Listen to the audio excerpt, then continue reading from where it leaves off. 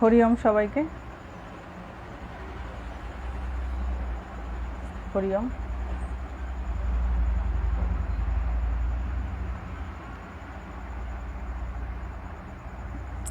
আজকে আমরা মহাভারতের ওই জায়গাটা থেকে আলোচনা করব, হ্যাঁ, যেখানটা লাস্ট দিন শেষ হয়ে গিয়েছিল। কিছুজন অ্যাড হোক, তারপর শুরু করছি।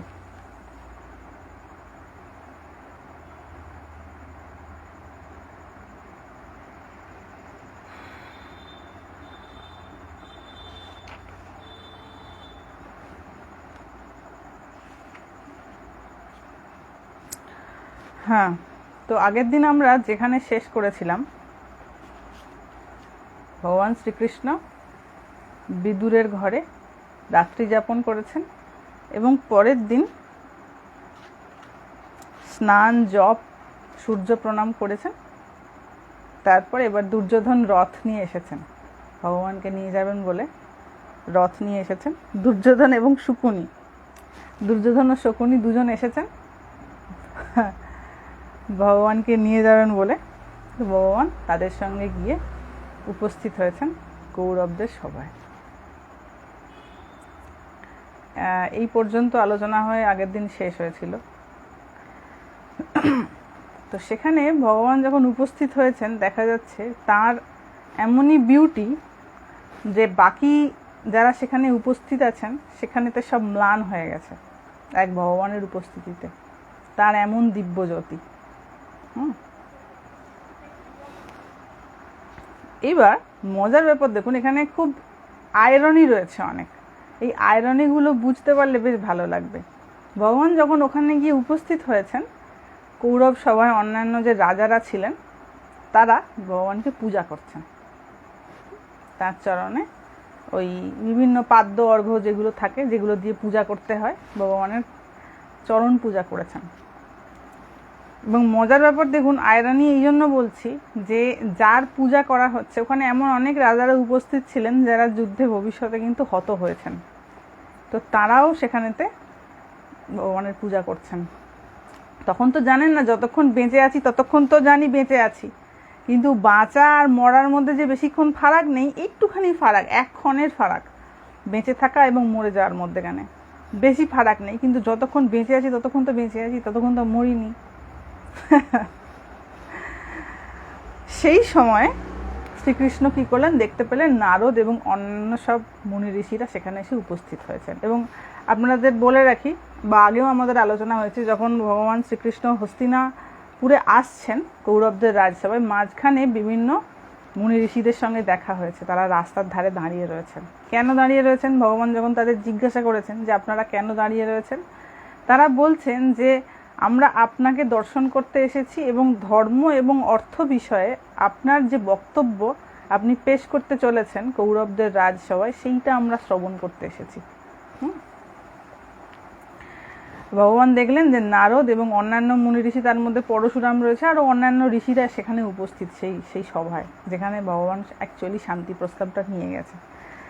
যখন তিনি দেখলেন যে নারদ উপস্থিত হয়েছে, নারদ ইতি অন্যান্য মুনি ঋষিরা, শ্রী ভগবান তখন কি করলেন, ভগবান ভীষ্ম যেহেতু ওখানে বয়োজ্যেষ্ঠ, সবার মাথার ওপরে রয়েছেন, তো ভীষ্মকে বললেন যে এনারা যে এখানে উপস্থিত হয়েছেন এনাদেরকে আসন প্রদান করুন। মানে ভগবান তখন শেখাচ্ছেন, দেখুন, সমস্ত রাজসভাকে কেমন করে জ্ঞানী মানুষের আদর করতে হয়, যত্ন করতে হয়।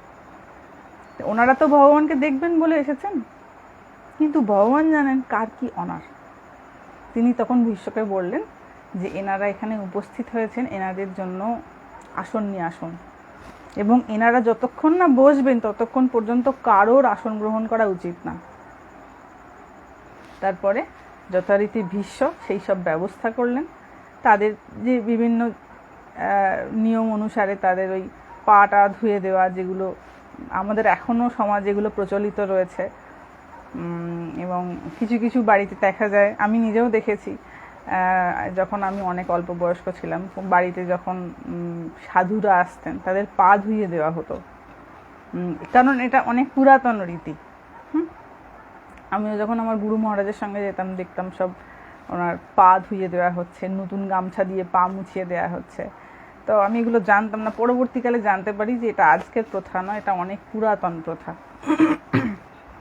তো তাদের পাদ্য অর্ঘ্য দিয়ে পূজা করে আসন প্রদান করা হলো, তারপরে মুনি ঋষিরা সেখানে বসলেন, তারপরে ভগবান শ্রীকৃষ্ণ নিজের আসন গ্রহণ করলেন। এটা কিন্তু বাকি কারোর ওখানেতে হুঁশ ছিল না, যারা ওখানে উপস্থিত ছিলেন, যে কিভাবে অনার করতে হয়। ভগবান যেখানে বসলেন ঠিক তার পাশে নিচেতে বিদুর বসলেন। ভগবানের সমতুল্য আসনে বসেনি, নিচে বসেছে। এবং এখানে একটি টার্ম ইউজ করা হয়েছে, কিছু কথা বলেছে, এগুলো আপনাদের পড়ে শোনাবো, খুব ভালো লাগবে। ভগবান যখন আসন গ্রহণ করেছেন তখন সিচুয়েশনটা কীরকম হয়েছে কৌরব সভায়।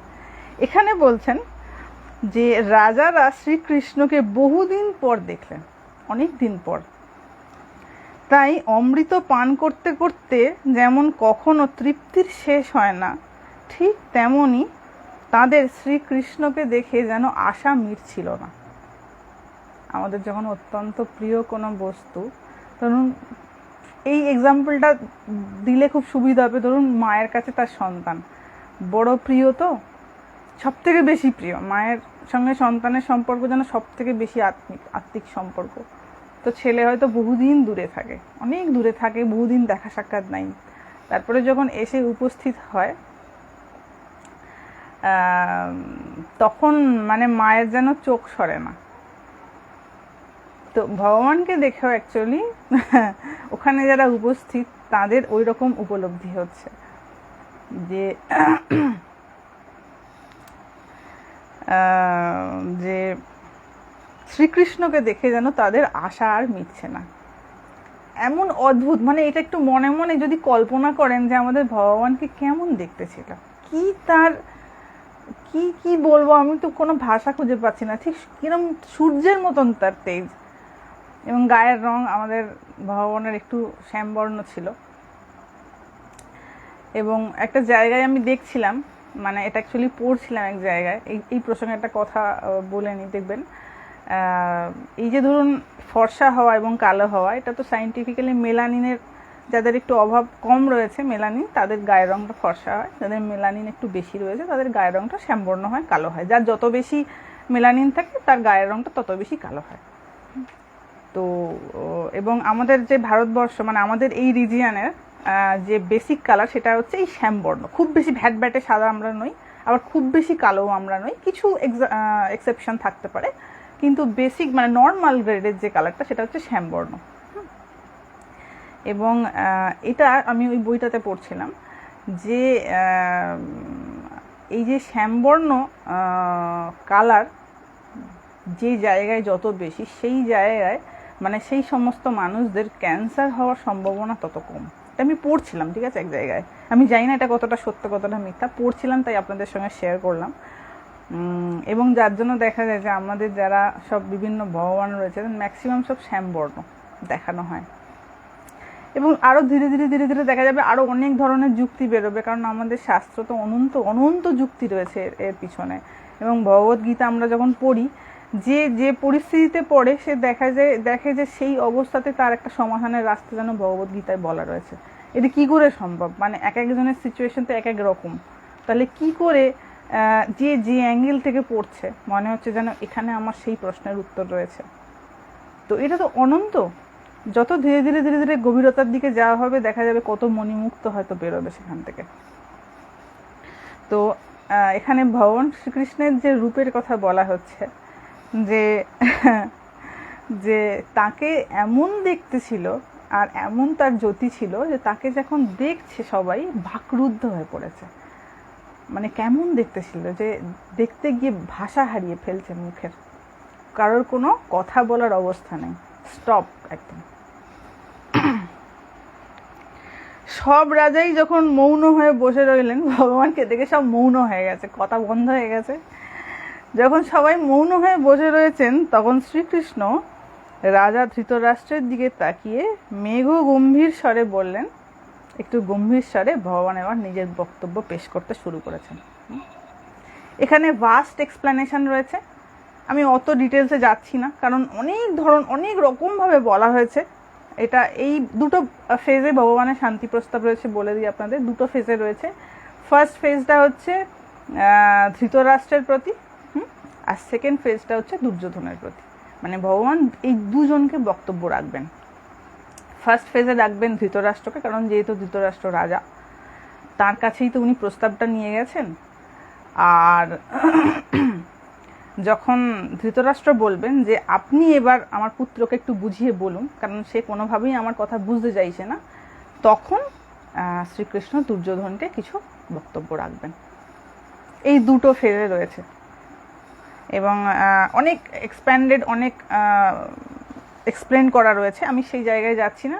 তো টোটাল 4টে পয়েন্টে উনি যুধিষ্ঠিরের কাছে নিজের বক্তব্য রেখেছেন। সেই 4টে পয়েন্ট বলবো, পয়েন্টে বললে আপনাদের বুঝতে সুবিধা হবে। প্রথম উনি যে কথাটা বলেছেন, একদম প্রথম, সেটা হচ্ছে, রাজন, আমার এখানে আসার উদ্দেশ্য হলো যাতে ক্ষত্রিয় বীরদের বিনাশ না হয়। আমি যে সন্ধি প্রস্তাব নিয়ে এসেছি তার প্রধান এবং প্রথম উদ্দেশ্য হচ্ছে যাতে ক্ষত্রিয় বীরদের বিনাশ না হয়। দেখুন, যারা বুদ্ধিমান ব্যক্তি হন তারা সব সময় যে কোনো ট্যালেন্টকে কী করে পজিটিভলি ইউটিলাইজ করা যায় সেই দিকে ভাবেন। ট্যালেন্ট তো অনেক রকমের হয়, অনেকেরই অনেক ট্যালেন্ট আছে, কারোরটা প্রকাশ পায়, কারোরটা প্রকাশ পায় না। তো এখানে যারা উপস্থিত আছে, মানে যারা যুদ্ধ করবেন, তারা প্রত্যেকে ট্যালেন্টেড, মানে রথী মহারথীটা যুদ্ধ করবে। তো ট্যালেন্টেড না হলে, মানে সেই ক্ষমতা, সেই বীরত্ব না থাকলে সে তো মহারথী হয় না। কিন্তু দেখা যাবে যে দুটো মহারথী একে অপরের সঙ্গে যুদ্ধ করে দুজনের মধ্যে কেউ একটা মরবে, সুতরাং তাতে তো প্রকৃত বিশেষ যে খুব কল্যাণ হবে এমনটা তো নয়, তাদের তো ক্ষতি বেশি হবে। তার থেকে এই ট্যালেন্টটা যদি কোনো পজিটিভ জায়গায় কাজে লাগানো যায়, যেটা খুব উপকারে লাগবে জনসাধারণের, সেটা অনেক বেশি উপকারী হয়। ভগবান কিন্তু সেই চেষ্টাটা করার জন্যই এসেছেন। তো বলছেন, আমার আসার প্রধান উদ্দেশ্যই হচ্ছে যাতে ক্ষত্রিয় বীরদের বিনাশ না হয় এবং কৌরব ও পাণ্ডব সন্ধি করে নেন। এইটা হচ্ছে তার প্রথম কথা, যে আমার আসার উদ্দেশ্য এইটা। দ্বিতীয় কথা যেটা উনি বলছেন, কৌরবদের মধ্যে যদি গুপ্ত ও প্রকট রূপে কোনো অসৎ ব্যবহার হয়, রাজা তো যুধিষ্ঠির, তো যুধিষ্ঠিরকে ওই জন্য বলছেন যে কৌরবদের মধ্যে যদি গুপ্ত এবং প্রকট রূপে কোনো অসৎ ব্যবহার হয়, তাতে বাধা প্রদান করা আপনারই কর্তব্য, যেহেতু আপনি রাজা এবং রাজ্যের কল্যাণ আপনার উপরে ন্যস্ত রয়েছে। এই প্রসঙ্গে একটা কথা বলবো। দেখুন, বাড়ির বড় যিনি, মানে যার মাথার উপরেতে বাড়ির দায়িত্ব রয়েছে, যিনি বাড়ির ভরণ পোষণ করছেন, অ্যাকচুয়ালি তার উপর অনেক কিছু ভবিষ্যৎ নির্ভর করে। সে বাড়ির যে ইয়াঙ্গার যারা রয়েছেন তাদেরকে কিভাবে গাইড করছেন, যখন অ্যাকচুয়ালি তার দূরদর্শিতার উপর অনেক কিছু ডিপেন্ড করে। যদি দূরদর্শিতা না থাকে তখন বলবেন এই আমি তো এরকম করে ভেবে দেখিনি, তাই না? তাই বয়সের সঙ্গে সঙ্গে দূরদর্শিতার বৃদ্ধি হওয়াটাও খুব দরকার, এবং সেই দূরদর্শিতা আসে কিন্তু এক ভগবত কৃপায়। এটা আমি অনেক দেখেছি, কত বয়স হয়ে গেছে, 70, 75, 80 বছর বয়স হয়েছে, জীবন সম্পর্কে কোনো ধারণাই তৈরি হয়নি, একটা জন্ম কেটে গেল, 80 বছর মানুষটা কেটে গেল, হয়তো জ্ঞান বুদ্ধি এসে আমি ধরে নিলাম 15, 16, 17, আমি 20 ধরে নিলাম, হ্যাঁ, 60টা বছর জীবনের পার করা হয়ে গেছে, কিন্তু এখনো জীবন সম্পর্কে ন্যূনতম ধারণাই আসেনি। কেবল কামনা করা হয়েছে বহু বছর ধরে, কামনা পূরণ হয়নি, সেটার আফসোস যে এটা কেন হলো না, ভগবান আমাকে কেন দিল না। কিন্তু জীবনের কোনো রহস্যই তার কাছে উদ্ঘাটন হলো না যে এরকম ভাবে হয় না। তো তার যদি দূরদর্শিতা না থাকে, বাড়ির যিনি বড়, তার যদি দূরদর্শিতা না থাকে, তার জন্য কিন্তু ছোটদের মারাত্মক রকমভাবে সাফার করতে হয়, মারাত্মক রকমভাবে। আমি ঝুড়ি এরকম এক্সাম্পলস দেখেছি যে বাড়ির বড়দের অদূরদর্শিতার জন্য এবং নিজেদের কামনা বাসনার জন্য ছোটদের প্রচন্ড রকমভাবে সাফার করতে হয়েছে। তো এখানেও দেখুন, ধৃতরাষ্ট্র যেহেতু বড় রাজা পদে রয়েছে, তো তাই শ্রীকৃষ্ণ তাকে পরামর্শ দিচ্ছেন যে যদি কৌরবদের মধ্যে গুপ্ত এবং প্রকট রূপে কোনো অসৎ ব্যবহার করা হয়, সেটাকে নিবারণ করার দায়িত্ব কিন্তু আপনার, যেহেতু আপনি রাজা। আপনি যদি ভুলভাল ডিসিশন নেন, তার কিন্তু মাসুল সারা রাজ্যবাসীকে দিতে হবে। ওই জন্য বলে যে ওই যাকে তাকে মাথার উপর বসিয়ে নিলে দেখা যাবে দুদিন বাদে মাথাটাই কেটে নিয়ে চলে গেছে। মাথায়, ওই জন্য বলে মাথা একমাত্র গুরুস্থান, ভগবানের স্থান। কেন? মাথায় কাউকে বসাতে নেই। মাথা একমাত্র ভগবানকে বসাতে হয় মাথায়। কারণ ভগবান তো ওরকম নয়, মানুষের মতন কুটিল বুদ্ধি সম্পন্ন। তুমি ভগবানের কাছে তোমার মাথাটা দাও, তিনি তোমার মাথায় সোনার মুকুট পরিয়ে দেবেন। সোনার মুকুট তো কমবো, তিনি কোথায় তোমাকে তুলে নিয়ে চলে যাবেন শান্তির রাজ্যে। আর কোনো সাধারণের কাছে মাথায় বসাও, দেখবে মাথাটাই কেটে নিয়ে গিয়ে চলে গেছে। ওই জন্য বলা হয় যে এই মাথা হচ্ছে গুরুস্থান বা ভগবানের স্থান। নিজের এইখানেতে না এক ভগবান ছাড়া কাউকে স্থান দিতে নেই, খুব কষ্ট পেতে হয়। তো ভগবান এখানে বলছেন যে এটা কিন্তু আপনার কর্তব্য। দুর্যোধন প্রমুখ আপনার পুত্রগণ ধর্ম ও অর্থের দিক থেকে মুখ ফিরিয়ে ক্রূর ব্যক্তিদের ন্যায় আচরণ করছে।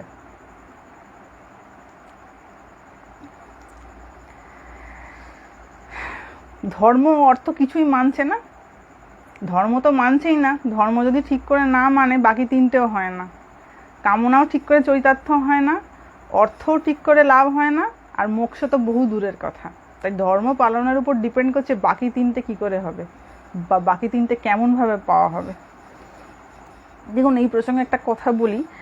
অনেকে মানে আমাদের যে শাস্ত্রে ধরুন অর্থকে, টাকা পয়সা ধন সম্পদকে একটু নেতিবাচক দিক থেকে রিপ্রেজেন্ট করা হয়েছে সাধারণের কাছে। হ্যাঁ, যে টাকা পয়সা থাকলে কি হয় সেটার উপর একটা লোভ তৈরি হয়েছে, এবং সেটা খুব বাস্তবিক কথা। কিন্তু এই প্রসঙ্গে একটা কথা বলবো। দেখুন, টাকা কারোর কাছে থাকা, অর্থ কারোর কাছে থাকা, এটার মধ্যে কোনো নেগেটিভ ব্যাপার নেই, থাকতেই পারে। অর্থের প্রয়োজনীয়তা রয়েছে জীবনে, সেটা থাকতেই পারে। কিন্তু সমস্যাটা কোথায় জানেন তো? সমস্যাটা হচ্ছে যে ওই অর্থটা আমার কাছে এলো কি করে, পন্থাটা কি। মানে আমি কাউকে দুঃখ দিয়ে ওই অর্থটা নিজের কাছে আনিনি তো, বা কাউকে ঠকিয়ে কারোর সঙ্গে কপটতা করে ওটা নিজের কাছে আনিনি তো, বা 10 জনের চোখের জল ফেলে ওটা আমি নিজের কাছে আনিনি তো। ফার্স্ট পয়েন্ট, যে ওটা এলো কোন ওয়েতে, কিভাবে এলো, ওটা ফেয়ার ওয়েতে এসছে তো, আমার পরিশ্রমের মূল্যে এসছে তো, ফার্স্ট। সেকেন্ড হচ্ছে ওটাকে আমি ব্যয় করছি কোন খাতে, যে অর্থটা আমার কাছে আছে ওটাকে আমি কোন খাতে ব্যয় করছি, আমার ওটা খরচটা কিভাবে হচ্ছে। এই দুটো জিনিস কেউ যদি সাত্ত্বিকভাবে করতে পারে, তার কাছে পৃথিবীর সব সম্পদ থাকলেও তার বন্ধনের কারণ হবে না। তাই অর্থ থাকাটা কোনো সমস্যার ব্যাপার নয়, সমস্যাটা হচ্ছে এলো কিভাবে আর যাচ্ছে কিভাবে। এই দুটো হচ্ছে ইম্পর্টেন্ট ফ্যাক্টর। ম্যাক্সিমাম ক্ষেত্রে দেখা যায় কি, এলো 10 জনকে চুষে খেয়ে, তাকে ঝাঁটা মেরে জুতো মেরে যেভাবে হোক, মানে নিম্ন শ্রেণীকে চুষে খেয়ে আমার কাছে এসছে, সুতরাং তাদের চকের জলের মূল্যে ওটাকে আমি এনেছি। ম্যাক্সিমাম, সবার বলছি না, অবশ্যই সবার ক্ষেত্রে না। আর খরচ করতে কোথায় না, সুখে স্বাচ্ছন্দ্যে থাকার জন্য, ইন্দ্রিয় সুখ ভোগ করার জন্য। এই যে কনসেপ্টটা আছে না, ভালো খাবো, ভালো পরবো, ভালো থাকবো, এই যে কথাটা আছে, ভালো খাবো, ভালো পরবো, ভালো থাকবো, এটা যে কত বড় ব্লান্ডার কনসেপ্ট, এটা কখনো সম্ভব নয়। ভালো খাবো মানে কি, আমার মন যেটা চাইছে ওটা খাবো। তো মন কি সাদা স্বাভাবিক খাবারে কখনো তৃপ্ত হয় নাকি? মন চাইবে সবসময় কোথায় জিভটা বেশ ভালো লাগবে, ভালো ফিলিং হবে, সেটা খাবো। এবং ওই খাবারগুলো কিন্তু অ্যাকচুয়ালি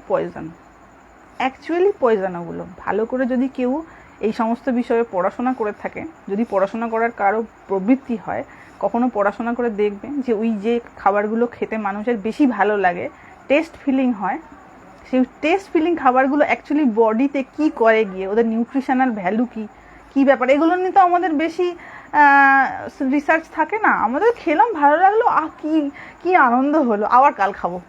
তো এই যে ভালো খাবার কনসেপ্টটা কি?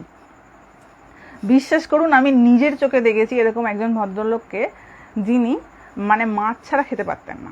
আমার নিজের চোখে দেখা, আমি কয়েক বছর আগেকার কথা বলছি, অনেক বছর আগে আমি তাদের বাড়িতে যেতাম একটা সময়। তো তিনি মাছ ছাড়া খেতে পারতেন না, মানে ভালো মন্দ খাবারের প্রতি তাঁর একটা অদ্ভুত একটা লালসা ছিল।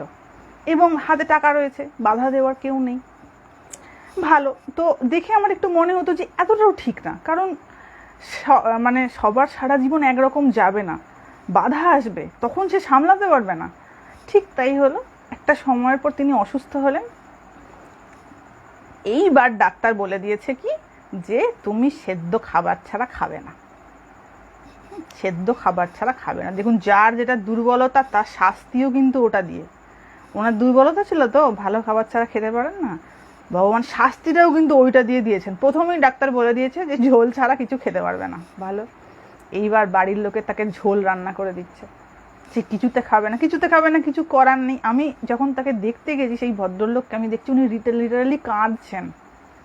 কেন কাঁদছেন না, তিনি তার পছন্দসই খাবার খেতে পারছেন না, এবং ওনাকে যখন সেদ্ধ একটু ডাল টাল করে দেওয়া হচ্ছে, ছুঁড়ে ফেলে দিয়েছেন রাগের চোটে। এবং ওনার মৃত্যুটা ভীষণ প্যাথেটিক হয়েছে, ভীষণ প্যাথেটিক। শুধুমাত্র এই একটা যন্ত্রণায় উনি যতদিন না মরেছেন ততদিন কেঁদেছেন যে আমি ভালো খেতে পারছি না। তাহলে বুঝতে পারছেন এই যে ভালো খাবো, এইটা যে কত আনন্দের জিনিস না। যখন দূরদর্শিতা চলে আসবে, অনেকটা দূর দেখতে পাওয়া যাবে, ওই ভালো খাবারের দিকে তাকাতে ইচ্ছা করবে না যে এ আমাকে ভবিষ্যতে বহুত দুঃখ দেবে।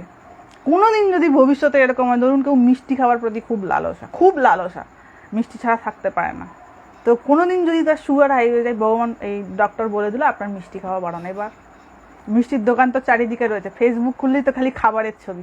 এবার সে কোথায় যাবে? খেলেও মরণ, না খেলেও থাকতে পারছে না, তাই নয় কি? তো ওই জন্য বাবা, অর্থ তো আছে, কিন্তু অর্থের ইউটিলাইজটা কেমন করে করছো? অর্থের ইউটিলাইজেশনটা কেউ যদি শাস্ত্র মেনে করে না, শাস্ত্রতে যেমন যেমনভাবে বলা রয়েছে তেমন তেমন করে যদি করে, তার অর্থ থাকাটা কোনো সমস্যার ব্যাপার না। অর্থ থাকাটা কিন্তু কোনো সমস্যার ব্যাপার না। তো এই অর্থ থাকুক, এই দুটো ব্যাপারে অবশ্যই খেয়াল রাখা উচিত, যে ওটা এলো কেমন করে আর যাচ্ছে কেমন করে। আমি কি শুধুই ওটাকে সুখ স্বাচ্ছন্দ্যের পিছনে খরচ করছি? কে বলো আমার সুখ স্বাচ্ছন্দ্য মানে কি? ভালো পড়বো, ভালো খাবো, এটাতেই আমার জীবন আবদ্ধ। যখন আমার পরিস্থিতি পাল্টে যাবে তখনই তো পাগল হয়ে যাব, আমি তো পাগল হয়ে যাব। সেদিন তো আমাকে তো মানে আমি মরবো তো একদিন বটেই, কিন্তু তার আগে আমাকে 1000বার মরতে হবে। আর এখন এমন একটা পরিস্থিতি তৈরি হয়েছে এই ফাস্ট ফুডের যুগে, এই যে ইয়াং জেনারেশনের যে কি বলবো, অ্যাডিকশান বলবো, একটা নেশা। মানে এই যে ফাস্ট ফুড, এইটা খাওয়ার পিছনে এমন একটা নেশা তৈরি হয়ে গেছে না, এই নেশা কিন্তু কাটানো খুব মুশকিল। এবং দেখছেন তো চারিদিকে ফেসবুক খুললেই দেখবেন খালি খাবারের ছবি। কেন বলুন তো, কেন খাবারের ছবি? কারণ খাবারটা মানুষের এনজয় করার একটা মাধ্যম হয়ে দাঁড়িয়েছে এখন। এবং এটা হচ্ছে কি পাবলিকলি করা যেতে পারে, কোনো মানে কোনো আইনি বাধা তো নেই। তাই খুব, ওই জন্য বললাম দূরদর্শিতা থাকাটা খুব দরকার। আজকে আমি যে জিনিসটাকে অ্যাডপ্ট করছি, অভ্যাস করছি, পরে যখন ওটাকে আমাকে ছাড়তে হবে তখন কিন্তু মনে হবে আমার হৃদয় খুলে নিয়েছে কেউ, তাই বুঝে। সংযমের মতন জীবনের থেকে বড় শান্তি বাবা আর কিচ্ছু নেই। ছাড়তে আমাকে একদিন হবেই, 60 বছরে হোক, 20 বছরে হোক, 80 বছরে হোক, ছাড়তে আমাকে হবেই। তো যে জিনিসটা যতটুকুন করলে আমি ছাড়তে পারবো না, ততটুকুন গ্রহণই ঠিক আছে। নাহলে ছাড়বো যখন চোখের জল ফেলতে ফেলতে ছাড়তে হবে। আর কেউ শুনবে না, বাড়ির লোকও শুনবে না। ডাক্তার যদি একবার বারণ করে দেয় যে একে এটা দেবে না, কেঁদে কুটে মরে গেলেও দেবে না বাড়ির লোক, তখন কোথায় যাবে? তখন তো বাড়ির বাইরে গিয়ে কেনার ক্ষমতাও থাকবে না, তখন হাফ পিত্তেশ করা ছাড়া আর কোনো উপায় থাকবে না। তাই অর্থের এই দুটো দিক কিন্তু ভীষণভাবে খেয়াল রাখা দরকার। ম্যাক্সিমাম মানুষ এটা খেয়াল রাখে না, মনে করেন আমার অঢেল আসছে, আমার আছে, সুতরাং বোধহয় আমার সারা জীবন এমন করেই কাটবে। ভীষণ ভুল ধারণা। কারোর সারা জীবন একরকম কিন্তু কাটে না, পরিস্থিতি বদলায়। আর যখন বদলায় না, গাছকে যেমন উপড়ে ফেলে, দেখেছে ছোট গাছকে যখন আগাছা পরিষ্কার করার সময় উপড়ে ফেলেন মাটি শুদ্ধ, আমাদের জীবনের এই যে সুখে স্বাচ্ছন্দ্যে থাকার যে রাস্তাটা না, এরকম করে মাটি ওপড়ানোর মতন উপড়ে যাবে, তখন কান্না ছাড়া আর কোনো রাস্তা থাকবে না। তো এটাই ভগবান বিভিন্ন রকমভাবে যুধিষ্ঠিরকে বোঝানোর চেষ্টা করছেন, যে এরা কিন্তু বাবা ধর্ম পরিত্যাগ করেছে, সুতরাং আপনি এসবই জানেন। সুতরাং এই ভীষণ বিপদ কৌরবদের সামনে উপস্থিত হয়েছে। দেখুন ভগবান কি বললেন, বললেন আপনার পুত্ররা ধর্ম এবং অর্থ ত্যাগ করেছে তো, এবং আপনারই সন্তানদের সামনে কিন্তু মানে কৌরবদের সামনে ভীষণ বিপদ এসে উপস্থিত হয়েছে। উনি কিন্তু একবারও বলছেন না পাণ্ডবদের সামনে বিপদ এসে উপস্থিত হয়েছে। মানে যেহেতু অধর্ম তুমি করছো, মরবে তোমারই ছেলে পুলেরা, এবং সব নাশ হয়ে যাবে, সব রক্তাক্ত হয়ে সব কাঁদবে। এবং মজার ব্যাপার দেখুন, অ্যাকচুয়ালি যুদ্ধ হলে কীরকম হয় সবাই জানে, এরা তো রাজা ছিল, এরা কি জানতো না যুদ্ধ হলে কেমন করে মানুষের বধ হয়, কত নৃশংসভাবে, সব জানে। কিন্তু এইখানটা এমন অন্ধ হয়ে রয়েছে, মানে ওর তো শুধু ধৃতরাষ্ট্রের শুধু চোখটা ফিজিক্যালি তো অন্ধ ছিল না, অ্যাকচুয়ালি বুদ্ধিটাও অন্ধ ছিল। ওই চোখ অন্ধ করাটা অ্যাকচুয়ালি প্রতীক। এবং মজার ব্যাপার দেখুন, আর একটা ব্যাপার, অন্ধের সঙ্গ করে করে ওর বউও অন্ধ হয়ে গেছে। উনিও তো যে বিশেষ কিছু করতে পারলেন এমনটা নয়, শেষ পর্যন্ত উনিও তো মোহান্ধই ছিলেন। ধৃতরাষ্ট্র যেমন মোহে অন্ধ ছিল, তো ওই অন্ধ মানে মোহান্ধ মানুষের সঙ্গ করতে করতে গান্ধারীও কিন্তু শেষমেশ মোহান্ধই হয়ে গিয়েছিল। তাই এটা একটা খুব বড় ফ্যাক্টর যে আমরা কার সঙ্গ করছি। অন্ধ মানুষের মানে যার বুদ্ধি অন্ধ, ওই তার সঙ্গ করতে করতে আমাদেরও বুদ্ধি অন্ধ হয়ে যায়, দূরদর্শিতাটা নষ্ট হয়ে যায়। ওই জন্য বলে যে আপনার থেকে উন্নত যে মানুষ তার সঙ্গ করুন, এটা খুব ইম্পর্টেন্ট। তো ভগবান বলছেন এক ভীষণ বিপদ কৌরবদের সামনে উপস্থিত হয়েছে। আপনি যদি তাকে উপেক্ষা করেন তাহলে সমস্ত পৃথিবী কিন্তু ধ্বংস হয়ে যাবে। আপনি যদি আপনার কুল রক্ষা করতে চান তাহলে এখনও তা নিবারণ করা সম্ভব। এখন শান্তি রক্ষার ভার আপনার ও আমার উপর রয়েছে। আমার মনে হয় দুপক্ষের মধ্যে সন্ধি করানো এখনো অসম্ভব নয়। আপনি আপনার পুত্রদের শান্ত রাখুন, আমিও পাণ্ডবদের সংযত করব। আপনার পুত্রদের আপনার নির্দেশ পালন করা উচিত, তাহলেই এদের মঙ্গল। ভগবান কিন্তু একদম নিউট্রাল ফেজে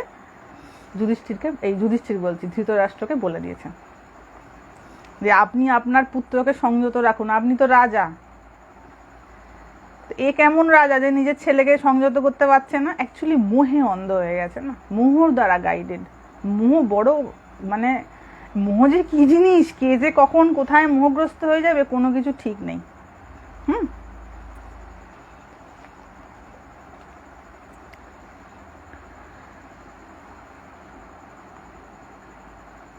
এটা হচ্ছে সেকেন্ড পয়েন্ট। ভগবান যে 4টে ফেজে বলেছেন ধৃতরাষ্ট্রকে, এটা হচ্ছে সেকেন্ড পয়েন্ট গেল।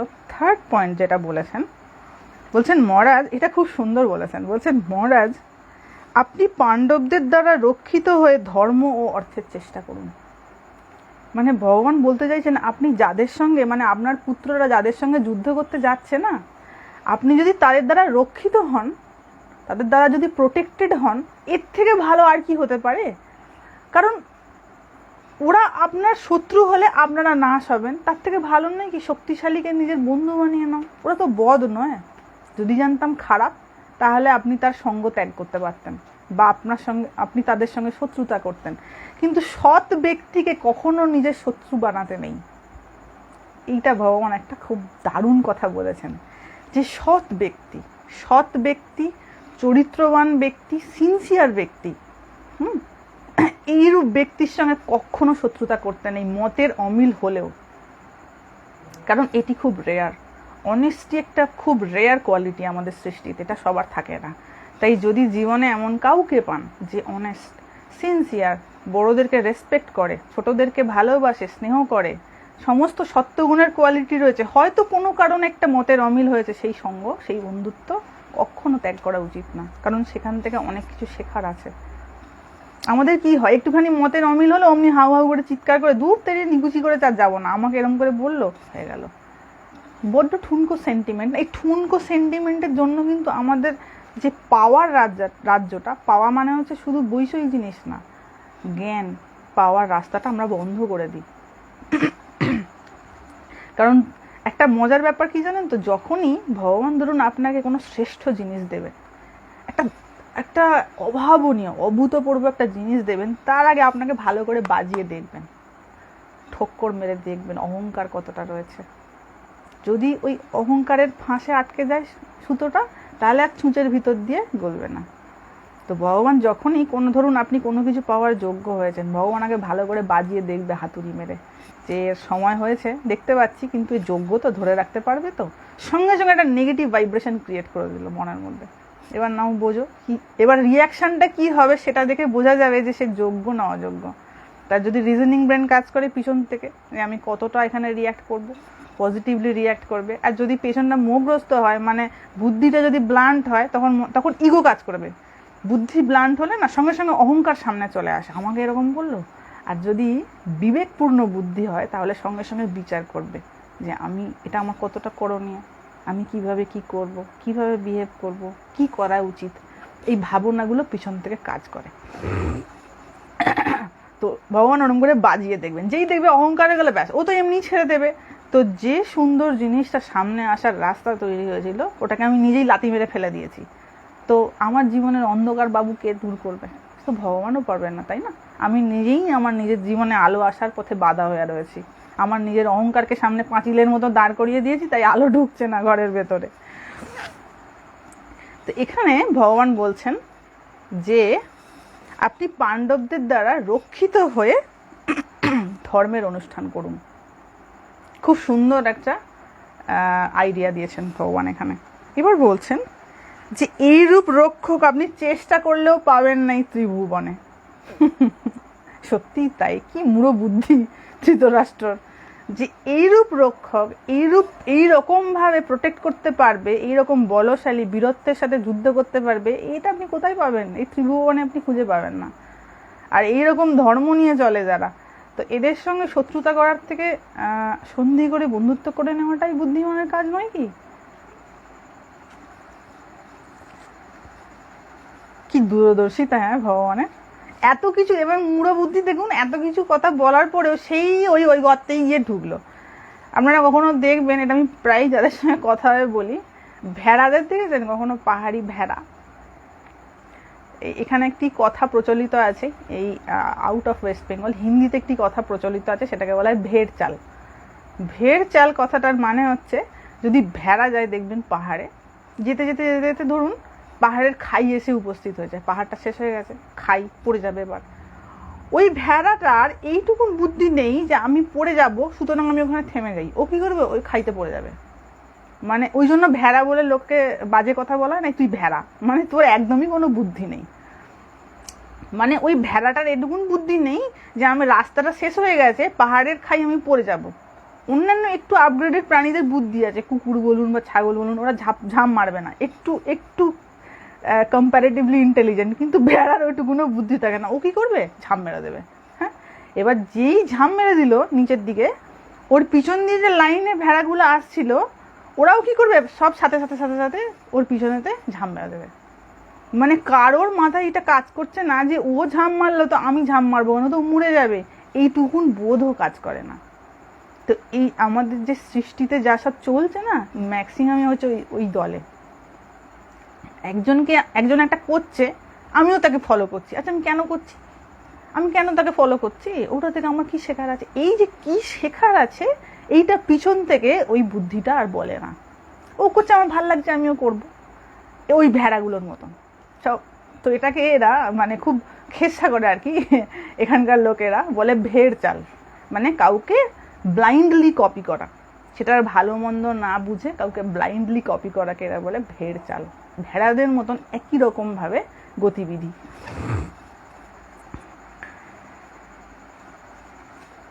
তো মোহগ্রস্ত হয়ে গেলে বুদ্ধি এরকম হয়। গাধা হলে কি হবে এটা আমি ঠিক বলতে পারবো না, ভেড়াটা শুনেছি, কিন্তু গাধাটা আমি জানি না গাধা ঝাঁপ মারতো কিনা। তো এইটা হচ্ছে তৃতীয় পয়েন্ট। আজকেও শান্তি প্রস্তাব শেষ হবে কিনা আমি জানি না, যদি আজকে শেষ না হয় তাহলে কালকে আবার আসতে হবে। আচ্ছা, এবার ভগবান বলছেন এমন করুন যাতে আপনার প্রজারা বিনাশপ্রাপ্ত না হয়। আপনি সত্যগুণ অবলম্বন করলে সকলেই রক্ষা পায়। ভগবান এখানে বলছেন আপনি সত্যগুণ অবলম্বন করলে সকলে রক্ষা পায়। সত্যগুণটা কি জিনিস একটুখানি বলি, সত্য রজতম নিয়ে অন্য একটা জায়গায় বলবো কখনো।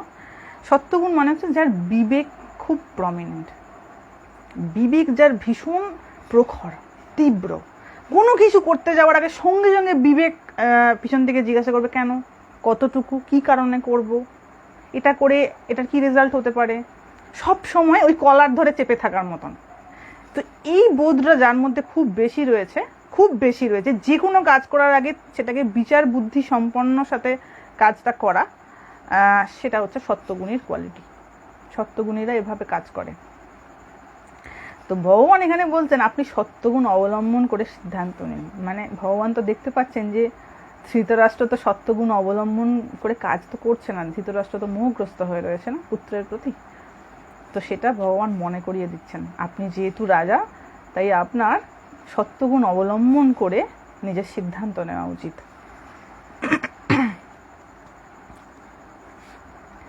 এবার 4th পয়েন্ট বলেছেন, কি বলছেন, হে ভরত শ্রেষ্ঠ।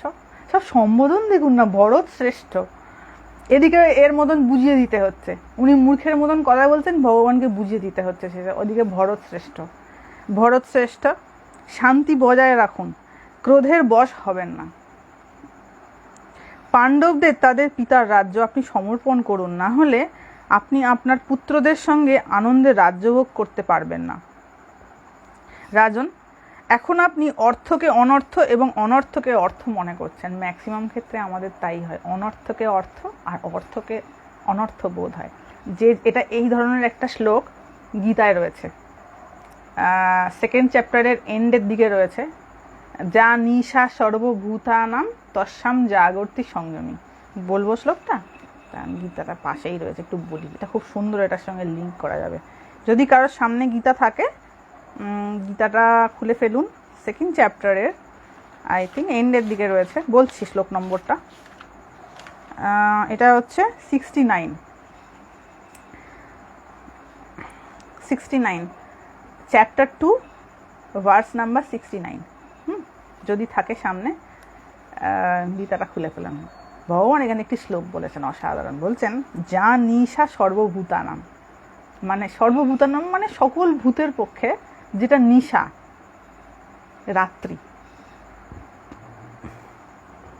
তস্যাম জাগর্তি সংযমী, মানে যেটা সকল ভূতের জন্য নিশা, রাত্রি তুল্য, সেটা সংযমী মানুষের পক্ষে কি, সেই সংযমী মানুষ সেই সময় জেগে থাকেন। এটার একটা মানে আছে, মানে হচ্ছে ধরুন এই যে বিষয় সুখ, এই বিষয় সুখে কি হয়, সর্বভূত মগ্ন। বিষয় সুখ প্রাপ্তির জন্যই না এত লড়াই, এত যুদ্ধ, এত দৌড়দৌড়ি কেন করছে? ধরুন কেউ প্রচুর টাকা রোজগার করে, কি করবে, ভালো করে খাবো, বিরাট একটা বাড়ি বানাবো, মহলের মতো একটা বাড়ি বানাবো। কি হবে তাতে না, চারিদিকে চকচক করবে, চারিদিকে আয়না লাগানো থাকবে, চারিদিকে চকচক করবে। 2000 টাকার ফ্যানটা আমি 1 লাখ টাকার ফ্যান লাগাবো, তাই আমার যেখানে 15,000 টাকার মোবাইলে হয়ে যায়, আমি 2 লাখ টাকার ফোন কিনবো। এইটা মনের মধ্যে আশা, কি না সুখ ভোগ করবো। তো এই যে বিষয় প্রাপ্তি, বিষয় সুখ প্রাপ্তি, বিষয়ের যে আনন্দ প্রাপ্তি, এইটা লিখছেন, একটু একটু করে নোট করে রাখবো। আচ্ছা, গীতাটা সবার কাছে আছে তো? এটা উনি খুলে নি না, আমি একটু তাড়াতাড়ি বলে ফেললাম, আগে বলিনি।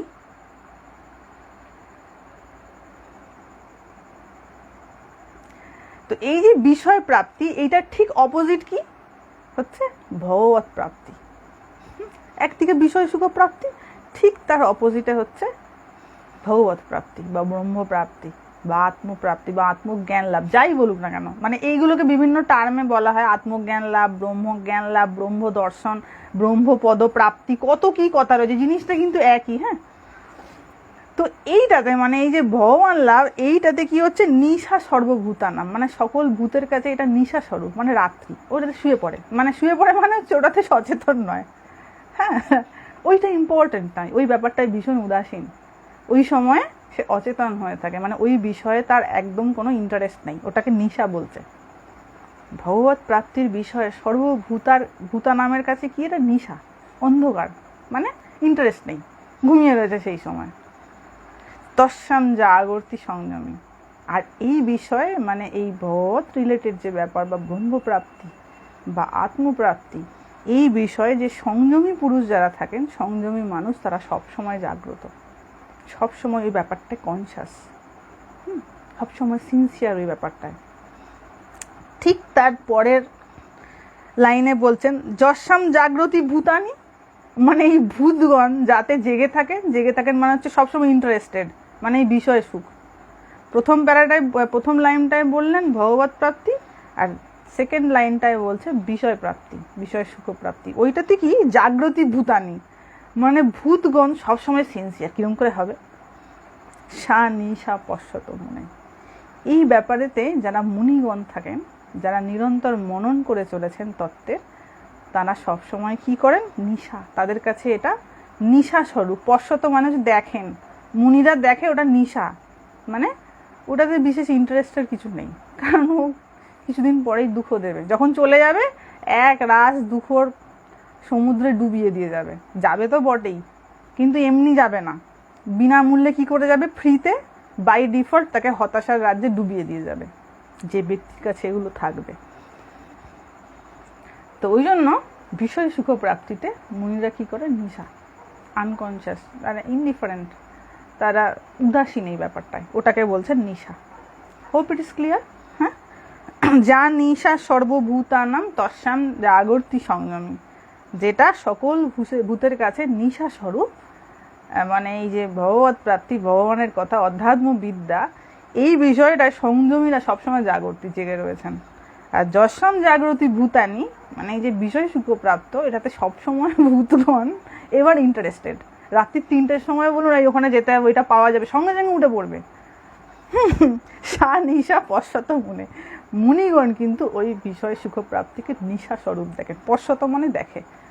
এটা হচ্ছে চ্যাপ্টার 2 ভার্স 69। স্থিতপ্রজ্ঞের লক্ষণ যখন ভগবান অর্জুনকে বলছেন, যখন অর্জুন জিজ্ঞাসা করেছেন স্থিতপ্রজ্ঞস্য কা ভাষা সমাধিস্থস্য কেশব স্থিতদিহি কিম প্রভাসে তো কিম আসে তো ব্রজে তো কিম, তো সেইটার উত্তর দিতে গিয়ে ভগবান টানা বেশ কতগুলো শ্লোক বলবেন। স্থিতপ্রজ্ঞের কী লক্ষণ, কেমন তাদের আচরণ, বা তাদের বিহেভিয়ার কীরকম, চলাফেরা কীরকম, সেগুলো বলতে গিয়ে এখানেতে উনি একটা শ্লোকেতে বলছেন যে যারা সংযমী ব্যক্তি হয় তারা কিন্তু অধ্যাত্ম বিদ্যায়, অধ্যাত্ম চিন্তায় সবসময় জাগ্রত থাকেন, এবং বিষয় চিন্তাকে তারা কী দেখে? নিশা, মানে রাত্রি, মানে ওটাতে ঘুমিয়ে থাকেন, সেটার প্রতি উদাসীন থাকেন। এখানে দেখুন ভগবান কিন্তু এই কথা বলছেন আপনি অনর্থকে অর্থ, যুধিষ্ঠিরকে, এই যুধিষ্ঠির বলছেন, ধৃতরাষ্ট্রকে বলছেন যে আপনি অনর্থকে অর্থ এবং অর্থকে অনর্থ মনে করছেন, যেটাতে আপনার প্রকৃত কল্যাণ হবে সেই জিনিসটাতে আপনি অনর্থ দেখছেন, ইনডিফারেন্ট, উদাসীন রয়েছেন। আর যেটাতে আপনার অকল্যাণ হবে, বিনাশ হবে, ওইটাকে আপনার বড় ভালো লাগছে। ম্যাক্সিমাম জনের কিন্তু এটাই হয়। ম্যাক্সিমাম জনের আমি দেখেছি, ম্যাক্সিমাম জনের যেটাতে মরবে, যেটাতে যন্ত্রণা পাবে, ওইটাতে তার বড় বড় আকর্ষণ হচ্ছে। এই পোকা যেমন, এও গীতাতে রয়েছে 11th চ্যাপ্টারে, ওই আলো দেখে যেমন সেই পোকাগুলো ঝাঁপিয়ে পড়ে, ওইখানেই মরবে, বা আগুন দেখে আগুনে ঝাঁপ দেয়। তো মানুষেরও কিন্তু প্রবৃত্তি কিছুটা সেই রকমই। তাই একটু চিন্তা ভাবনাটা, শাস্ত্র পড়লে কি হয়, চিন্তা ভাবনাটা একটু অন্যরকম হয়ে যায়, দেখার দৃষ্টিটা পাল্টে যায়। যে কোনো জিনিসকে না কীভাবে দেখতে হবে, কিভাবে সেটাকে হ্যান্ডেল করতে হবে, সেইটা পাল্টে যায়। যে আর 5টা মানুষ যেভাবে ভাবছে আমিও ওভাবে ভাব, বোঝায় তো ওরা যেমন জ্বলছে আমিও ওদের মতন জ্বলবো, আমি কি ওটা চাই? তাই না? মানে ধরুন আমি এটা নিজে একটা গবেষণা করেছিলাম একবার, মোটামুটি যাদের ধরুন এজ 70 to 75 অনেক পরিচিত ছিল আমার, তো আমি তাদের সঙ্গে গিয়ে কথা বলতাম। মোটামুটি 70 বছর পার করে চলে এসছে, মানে অনেকটা সময় পার করে আসা হয়েছে। তো জীবন সম্পর্কে তাদের কি অভিজ্ঞতা, তো মানে যাদের সঙ্গে কথা বলেছিলাম তারা কেউই ভগবত ভাব নিয়ে চলার মানুষ ছিলেন না, এবং ভালো ভালো সব চাকরি করা মানুষ, নিজেদের কর্মজীবনে ভালো পদে ছিলেন। যখন কথা বলেছি গিয়ে, অ্যাভারেজ তাদের এজ হচ্ছে 70 to 80, এর মাঝখানে সব বয়স, রিটায়ার্ড পারসন।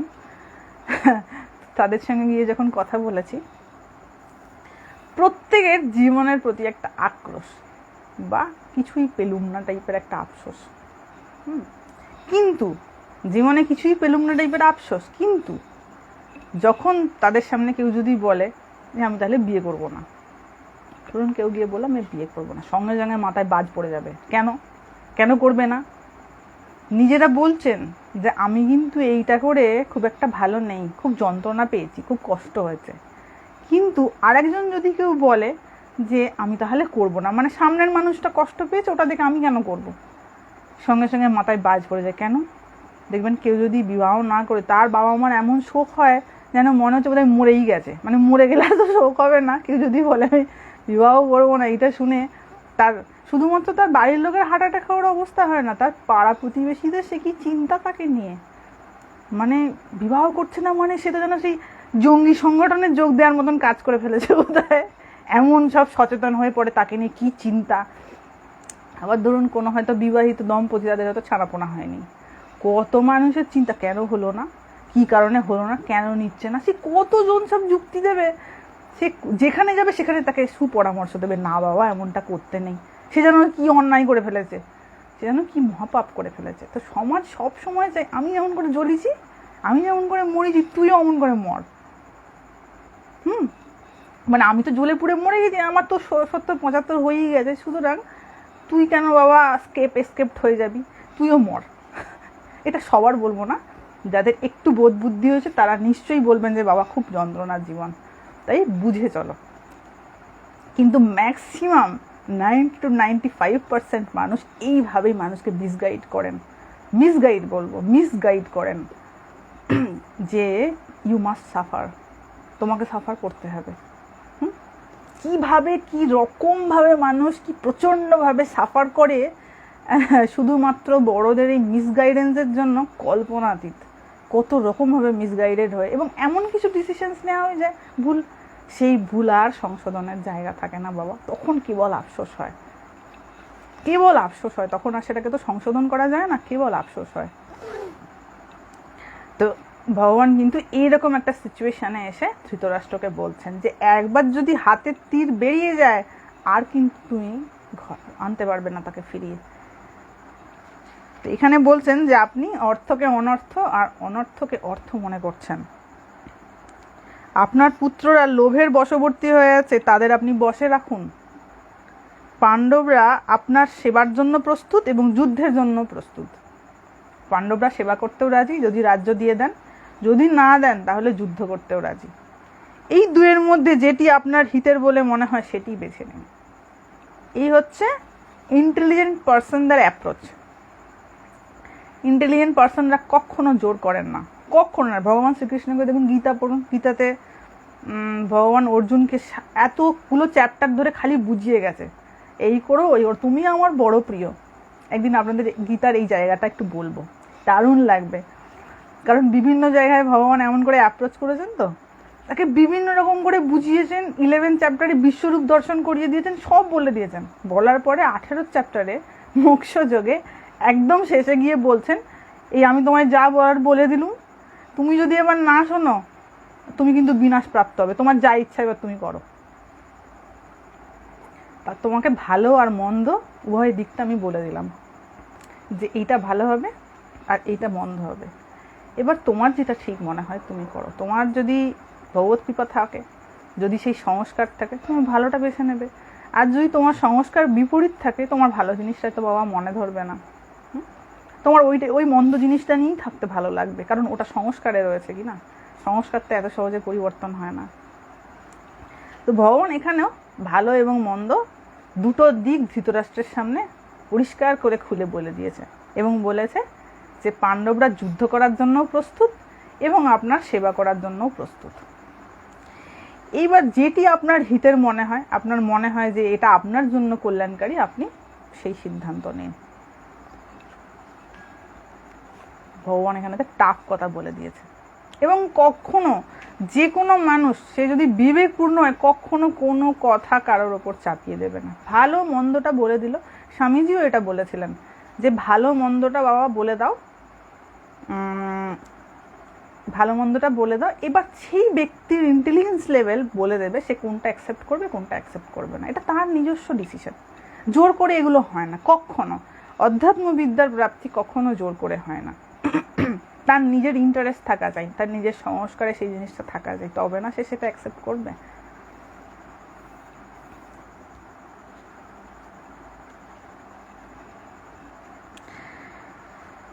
এবার বলা হয়ে গেছে, কত বাজলো দেখি, 8:50 বেজে গেছে। আচ্ছা, আরেকটু যা হোক, এইবার সেখানেতে ঋষি পরশুরাম উপস্থিত ছিলেন। ঋষি পরশুরাম সব শুনছিলেন, অনেক মুনি ঋষিরা এসেছিল, তার মধ্যে পরশুরামও ছিলেন ওখানে উপস্থিত। ভগবান শ্রীকৃষ্ণের এই সব কথা শুনে সভাসদদের রোমাঞ্চ হলো, গা পা শিউরে ওঠার মতন, মানে গা কেঁপে ওঠার মতন অবস্থা হয়েছে, এবং সবাই মৌন হয়ে গেছে, চুপ হয়ে গেছে ভগবানের কথা শুনে। এবার পরশুরাম দুর্যোধনের উদ্দেশ্যে কিছু কথা বলবেন। কিরকম কথা? একটা উপাখ্যানের কথা বলবেন, একজন রাজার গল্প, সেটা এখানেতে তুলে ধরা হয়েছে মহাভারতে। সেই গল্পটা হচ্ছে দম্ভোদ্ভবের। একটু ভেঙে বলি, দম্ভ যুক্ত উদ্ভব, দম্ভ যুক্ত উদ্ভব, দম্ভোদ্ভব, এই নামের একজন রাজা ছিলেন। এই উপাখ্যানটা দুর্যোধনের কাছে তুলে ধরা হচ্ছে। মা আর একবার এই অর্থটা বুঝিও, আমাকে আবার রিপিট করে বলতে হবে, আমি নাহলে ভুলে যাব কোন অর্থটা। হ্যাঁ, তো দম্ভোদ্ভব বলে একজন রাজা ছিলেন, তিনি একজন বড় যোদ্ধা ছিলেন, এবং তার এবার কি হয়, একটুখানি কিছু শিখে ফেললে না, কম্পিটিশান করতে খুব ভালো লাগে কিছু মানুষের। একটুখানি কারোর একটু বেশি পয়সা হয়ে গেলে, যে অধিকারী না হয়, সঙ্গে সঙ্গে তার আচ্ছা ওর কত রয়েছে, আমার কম আছে না বেশি আছে। দেখবেন যখন মার্কস হয়, টিচার হয়তো মার্কশিটে দিচ্ছে, যে ফার্স্ট বয় হয় না, যে ফার্স্ট গার্ল বা ফার্স্ট বয়, তার সব থেকে বেশি প্যালপিটেশন হয় যে আমি যদি সেকেন্ড হয়ে যাই। সর্বোচ্চ হওয়ার একটা আলাদা যন্ত্রণা রয়েছে, মানে এই জাগতিক ক্ষেত্রে না, জাগতিক বা বৈষয়িক দিক থেকে শ্রেষ্ঠত্বের একটা আলাদা টেনশন আছে। যেমন সব থেকে লোয়ার ক্যাটাগরির যে, তার একটা আলাদা যন্ত্রণা আছে, সব থেকে আপারে যে রয়েছে তারও যন্ত্রণা রয়েছে। যে আপারে রয়েছে সে সবসময় ভাবে কি করে আমার এই পজিশনটা মেনটেন হবে। হ্যাঁ, আর যে লোয়ারে রয়েছে সে সারাক্ষণ জুতো খাচ্ছে, সোসাইটিতে তাকে জুতো মারবে। যদি সোশ্যালি সে অনেক ডাউন ওয়ার্ডস হয়, তো তার একটা আলাদা যন্ত্রণা রয়েছে। তো ওই জন্য যখন খাতা দেওয়া হয়, তখন ওই যে সব থেকে বেশি মার্কস পায় তার সব থেকে বেশি প্যালপিটেশন, আমার থেকে খুব বেশি হয়ে গেল না তো। তো দেখুন, প্রথম থেকেই এই আমাদের এই যে টিচিং যে সিস্টেমটা, লার্নিং সিস্টেমটা, এই কত গোলমাল রয়েছে। বাচ্চাটাকে এটা শেখানো হয় না যে তুমি পড়াশোনা করছো, তুমি ভালোবেসে পড়াশোনা করছো। যখনই প্রথম থেকে তার এই অ্যাটিটিউড চলে আসে না যে মার্কস পাওয়ার জন্য আমি পড়াশোনা করছি, এইটাই কিন্তু কামনা বাসনার একটা বিরাট বড় কাঁটার গাছ ভেতরে তৈরি করে দেয়। কাঁটার গাছ প্রথম থেকেই ওই যে মানে আমি কেন পড়াশোনা করছি, আমি বিষয়টা ভালো লাগে বলে, পড়তে ভালো লাগে, এইটা যদি কারণ একবার চলে আসে না যে বিষয়টা ভালোবাসি তাই পড়াশোনা করি, সে কিন্তু সেরা হয়ে যাবে, সেরা পজিশনে চলে যাবে। দেখা যাবে হয়তো অনেক মার্কস বেশি পেয়েও একটা মানুষের সেই ইন্টেলিজেন্স খুললো না, সে সেই বিষয়টা অতটা পোক্ত হলো না যতটা কোনো বিষয়কে ভালোবেসে একটা মানুষ হতে পারে। হয়তো মার্কস কম পায়, কিন্তু ভালোবাসা মানুষকে যে কোথায় নিয়ে যেতে পারে, এইগুলোর অনেকটা উদাহরণ আমরা বিভিন্ন ক্ষেত্রে দেখতে পাই। ভালোবাসা এমন একটা জিনিস। ভগবান শ্রীকৃষ্ণ কিসের জন্য অর্জুনের এত পিছু পিছু ঘুরছেন? কারণ অর্জুন ভগবানের শরণাগত, ভগবানকে ভালোবাসে। সেই জন্য ভগবান কি করছেন, সব ছেড়ে অর্জুনের পিছু পিছু ঘুরছেন আর বলছেন পাণ্ডবদের সঙ্গে আমি অভেদ্য, কোনো অবস্থাতেই আমি পাণ্ডবদের ত্যাগ করব না।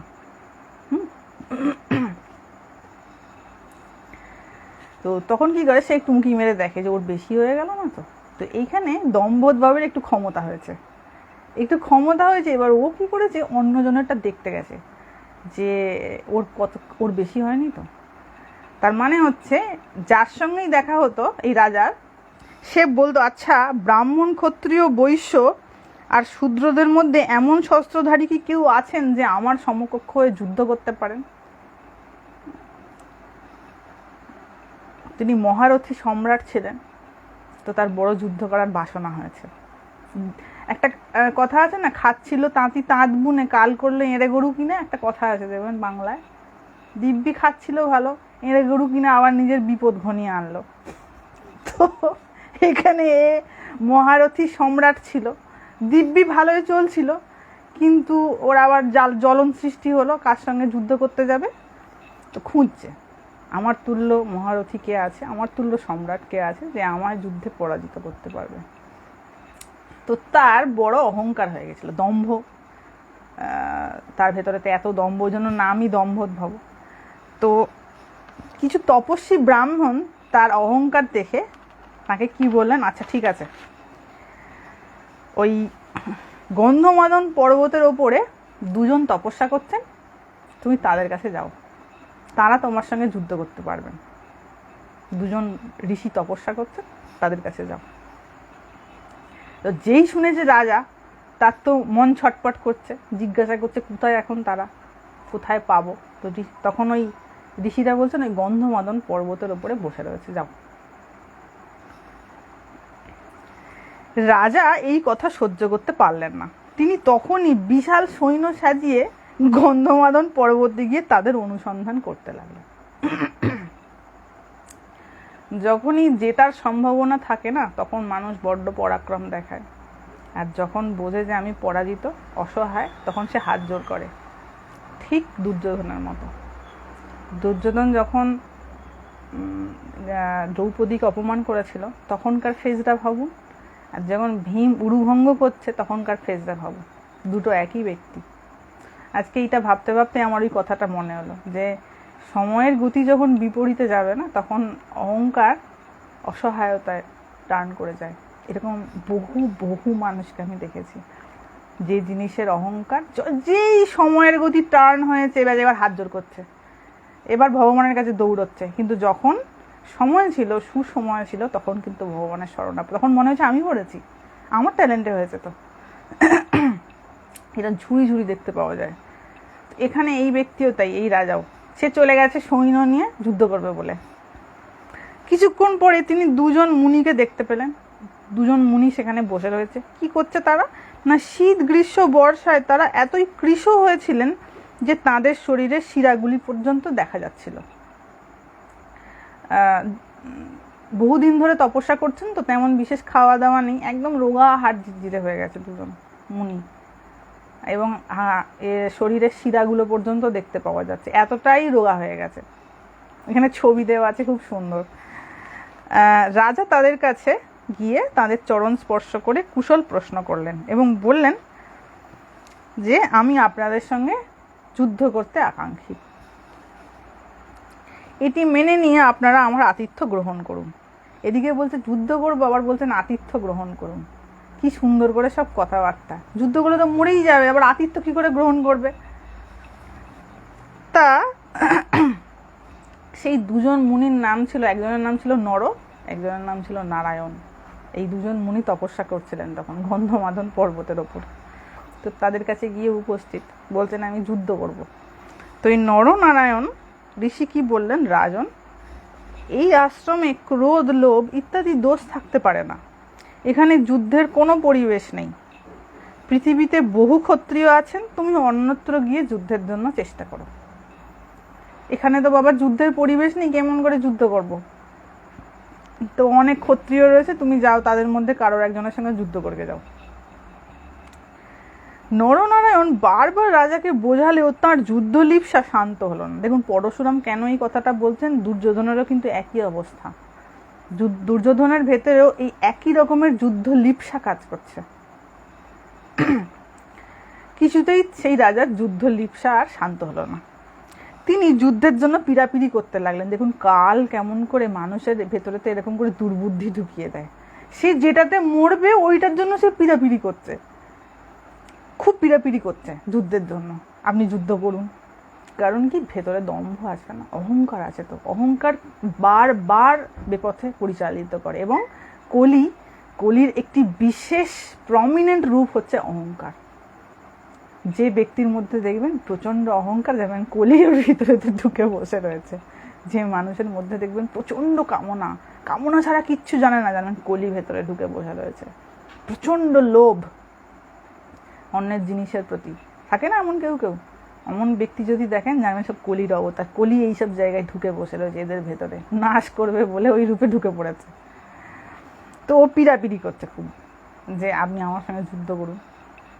তখন ভগবান নর কি করলেন, নর আর নারায়ণ দুজন ছিলেন, তা নর কি করলেন, এক মুঠো তৃণ নিয়েছে, ঘাস। ওখানে তো কিছু বিশেষ অস্ত্র শস্ত্র ছিল না, তপস্যা করছিল তারা, তা একটু ঘাস নিয়েছে এক মুঠো, নিয়ে ওই রাজাকে বলছে আচ্ছা ঠিক আছে, তুমি তোমার যখন যুদ্ধের জন্য এত আকাঙ্ক্ষা, তাহলে তুমি অস্ত্র ধারণ করো এবং নিজের সেনাদের প্রস্তুত করো, রেডি হও, তাহলে যুদ্ধ করবে বলে এত যখন পিড়াপিড়ি করছো। এই কথা শুনে রাজা দম্ভোদভ এবং তার সৈনিকরা তাদের উপর তীক্ষ্ণ বাণ বর্ষণ করতে শুরু করলেন।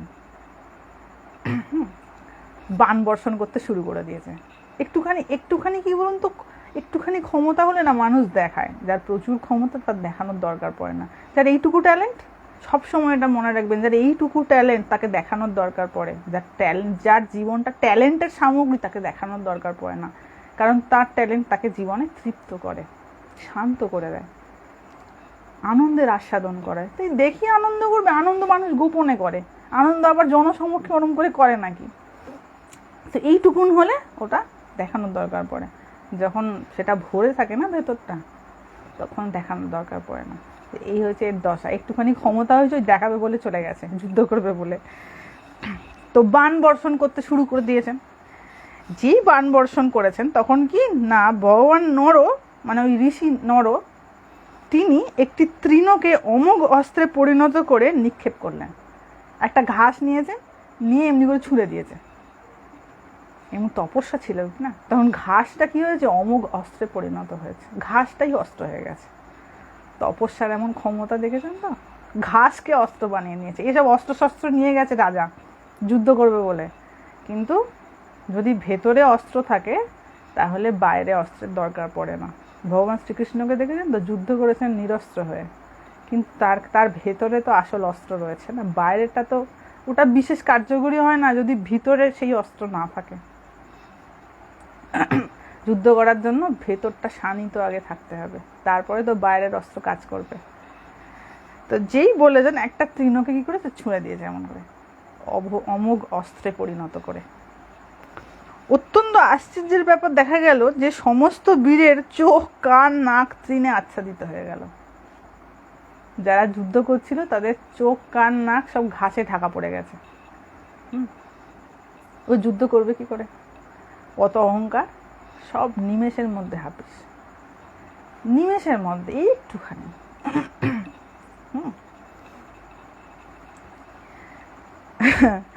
তো সমস্ত আকাশ এইভাবে শ্বেত তৃণে ভর্তি হয়ে গেছে দেখে রাজা দম্ভোদভ তার চরণে পড়ে আর্তনাদ করতে লাগলেন। এই অহংকার করছিল, আবার এক্ষুনি পড়ে আর্তনাদ করছে। যাদের দম্ভ থাকে না, তাদের ভেতরটা ভীষণ অন্তঃসার শূন্য এবং ভীষণ ভীত হয়, জানেন তো তারা। যাদের ভিতরতে লোভ থাকে, এটা বলে দিচ্ছি, লোভ থাকে, প্রচুর কামনা থাকে, অহংকার থাকে, তারা ভীষণ ভীতু হয়, ভীষণ ভীতু, প্রাণের মায়া ভীষণ থাকে তাদের। একটু কোনো যেখানেতে পুরুষাকার নিয়ে সাহসের সঙ্গে কাজ করতে হবে না, সেইখানেই হয়ে গেল, সেই জায়গাতে 10 বার পালিয়ে যাবে, কারণ প্রাণ শক্তি নাই। যে সত্যগুণের জন্য যে প্রাণ শক্তি সঞ্চারিত হয়, সেই প্রাণ শক্তির তো অভাব, সব শক্তিকে অহংকার করার কাজে লাগিয়ে দিয়েছে।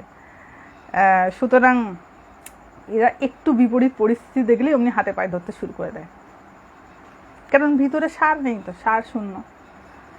তো এখানে যেই দেখেছে সারা আকাশে ঘাসে ভরে গেছে, তখন ভগবানের পায়ে পড়ে গেছে, মানে ওই ঋষির পায়ে পড়ে গেছে রাজা, যে এতক্ষণ ধরে দম্ভ করছিল। সে বলছেন আমাকে রক্ষা করুন। তখন শরণাগত বৎসল নর শরণাপন্ন রাজাকে বললে, রাজন, তুমি ধর্ম আচরণ করো, এইরূপ কাজ আর কখনো করবে না। তুমি লোভের পরিত্যাগ করো, অহংকার শূন্য হয়ে এবং শান্ত হয়ে তুমি প্রজা পালন করো, ভবিষ্যতে আর কখনো কারো অপমান করো না। তারপরে সেই রাজা ফিরে চলে গেলেন নিজের নগরে এবং রাজ্য পালন করতে শুরু করলেন। পরশুরাম এই গল্পটা বলছেন এবং বলছেন এই নরই হচ্ছে অর্জুন এবং ওই নারায়ণ হচ্ছেন ভগবান শ্রীকৃষ্ণ। তো এই গল্পটা বলার পরিপ্রেক্ষিতে উনি যে কারণটা দাঁড় করালেন পরশুরাম, যে এদের এত ক্ষমতা, এদের সামনে দাঁড়ানো খুব কঠিন।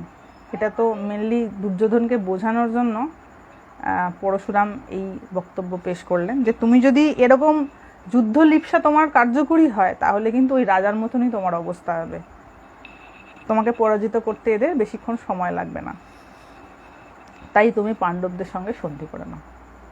যত যুক্তির একটাই কথা, সারবত্তা একটাই, সেটা হচ্ছে তুমি সন্ধি করে নাও। কারণ কেন এই এত সব বড় বড় গুণীজনেরা এসে এই দুর্যোধনকে বোঝাচ্ছে, তার কারণ হচ্ছে যেভাবে ধ্বংসলীলা হবে সেটা কেউ চান না।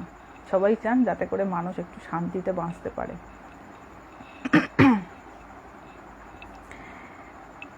এইবার সেখানে মহর্ষি কর্ণ বলে একজন ছিলেন, ক মূর্ধন্য নয় বয়, এই নামটা জেনারেলি আমরা শুনিনি, নতুন নাম। ইনি একজন মহর্ষি ছিলেন কর্ণ, ক মূর্ধন্য নয় বয়, কর্ণ, কর্ণ নয় কিন্তু, হ্যাঁ, কর্ণ আলাদা, কর্ণ তো সুতপুত্র, ইনি হচ্ছেন মহর্ষি কর্ণ। তো সেই মহর্ষি দুর্যোধনকে বলছেন যে দেখো বাবা, মনে করো না যে তুমি শ্রেষ্ঠ বীর এই সৃষ্টিতে। জগতে এক বলবানের চেয়ে আরো অধিক বলবান ব্যক্তি দেখা যায়। সত্যিকারের যোদ্ধার কাছে সৈন্যবল কোনো কাজে লাগে না। ওই যে যিনি যোদ্ধা হবেন, সত্যিকারের যিনি বীর হবেন, তার অস্ত্রশস্ত্র সব ভেতরে থাকে। হ্যাঁ ঠিক, ভোগের স্পৃহায় মৃত্যু ভয় বাড়িয়ে দেয়। যে কটা মানুষের লোভ বেশি জানবেন, ভিতুর ডিম, রিস্ক নিতে হলে না না পারবো না, অধিকার যাব না আমি, খুব ভয়, প্রাণের মায়া খুব তাদের হয়। মানে তাদের যে সাহসিকতার সঙ্গে কোনো কাজ সম্পন্ন করার ক্ষমতা খুব কম হয়। তো সত্যিকারের যোদ্ধার কাছে সৈন্যবল কোনো কাজে লাগে না। পাণ্ডবরা সমস্ত দেবতার ন্যায় বীর ও পরাক্রমী। তাই বাবা, তুমি তাদের সঙ্গে সন্ধি করে নাও, তবে যদি এই ক্ষত্রিয় কুল বেঁচে থাকতে পারে। কত বাজলো? 9টা 8 বেজে গেছে। এ আজও হবে না, এ কালকে শান্তি প্রস্তাব শেষ হচ্ছে না, কালকে শান্তি প্রস্তাব শেষ হবে। আসলে এত বড়, এখনো অনেকখানি রয়েছে গো।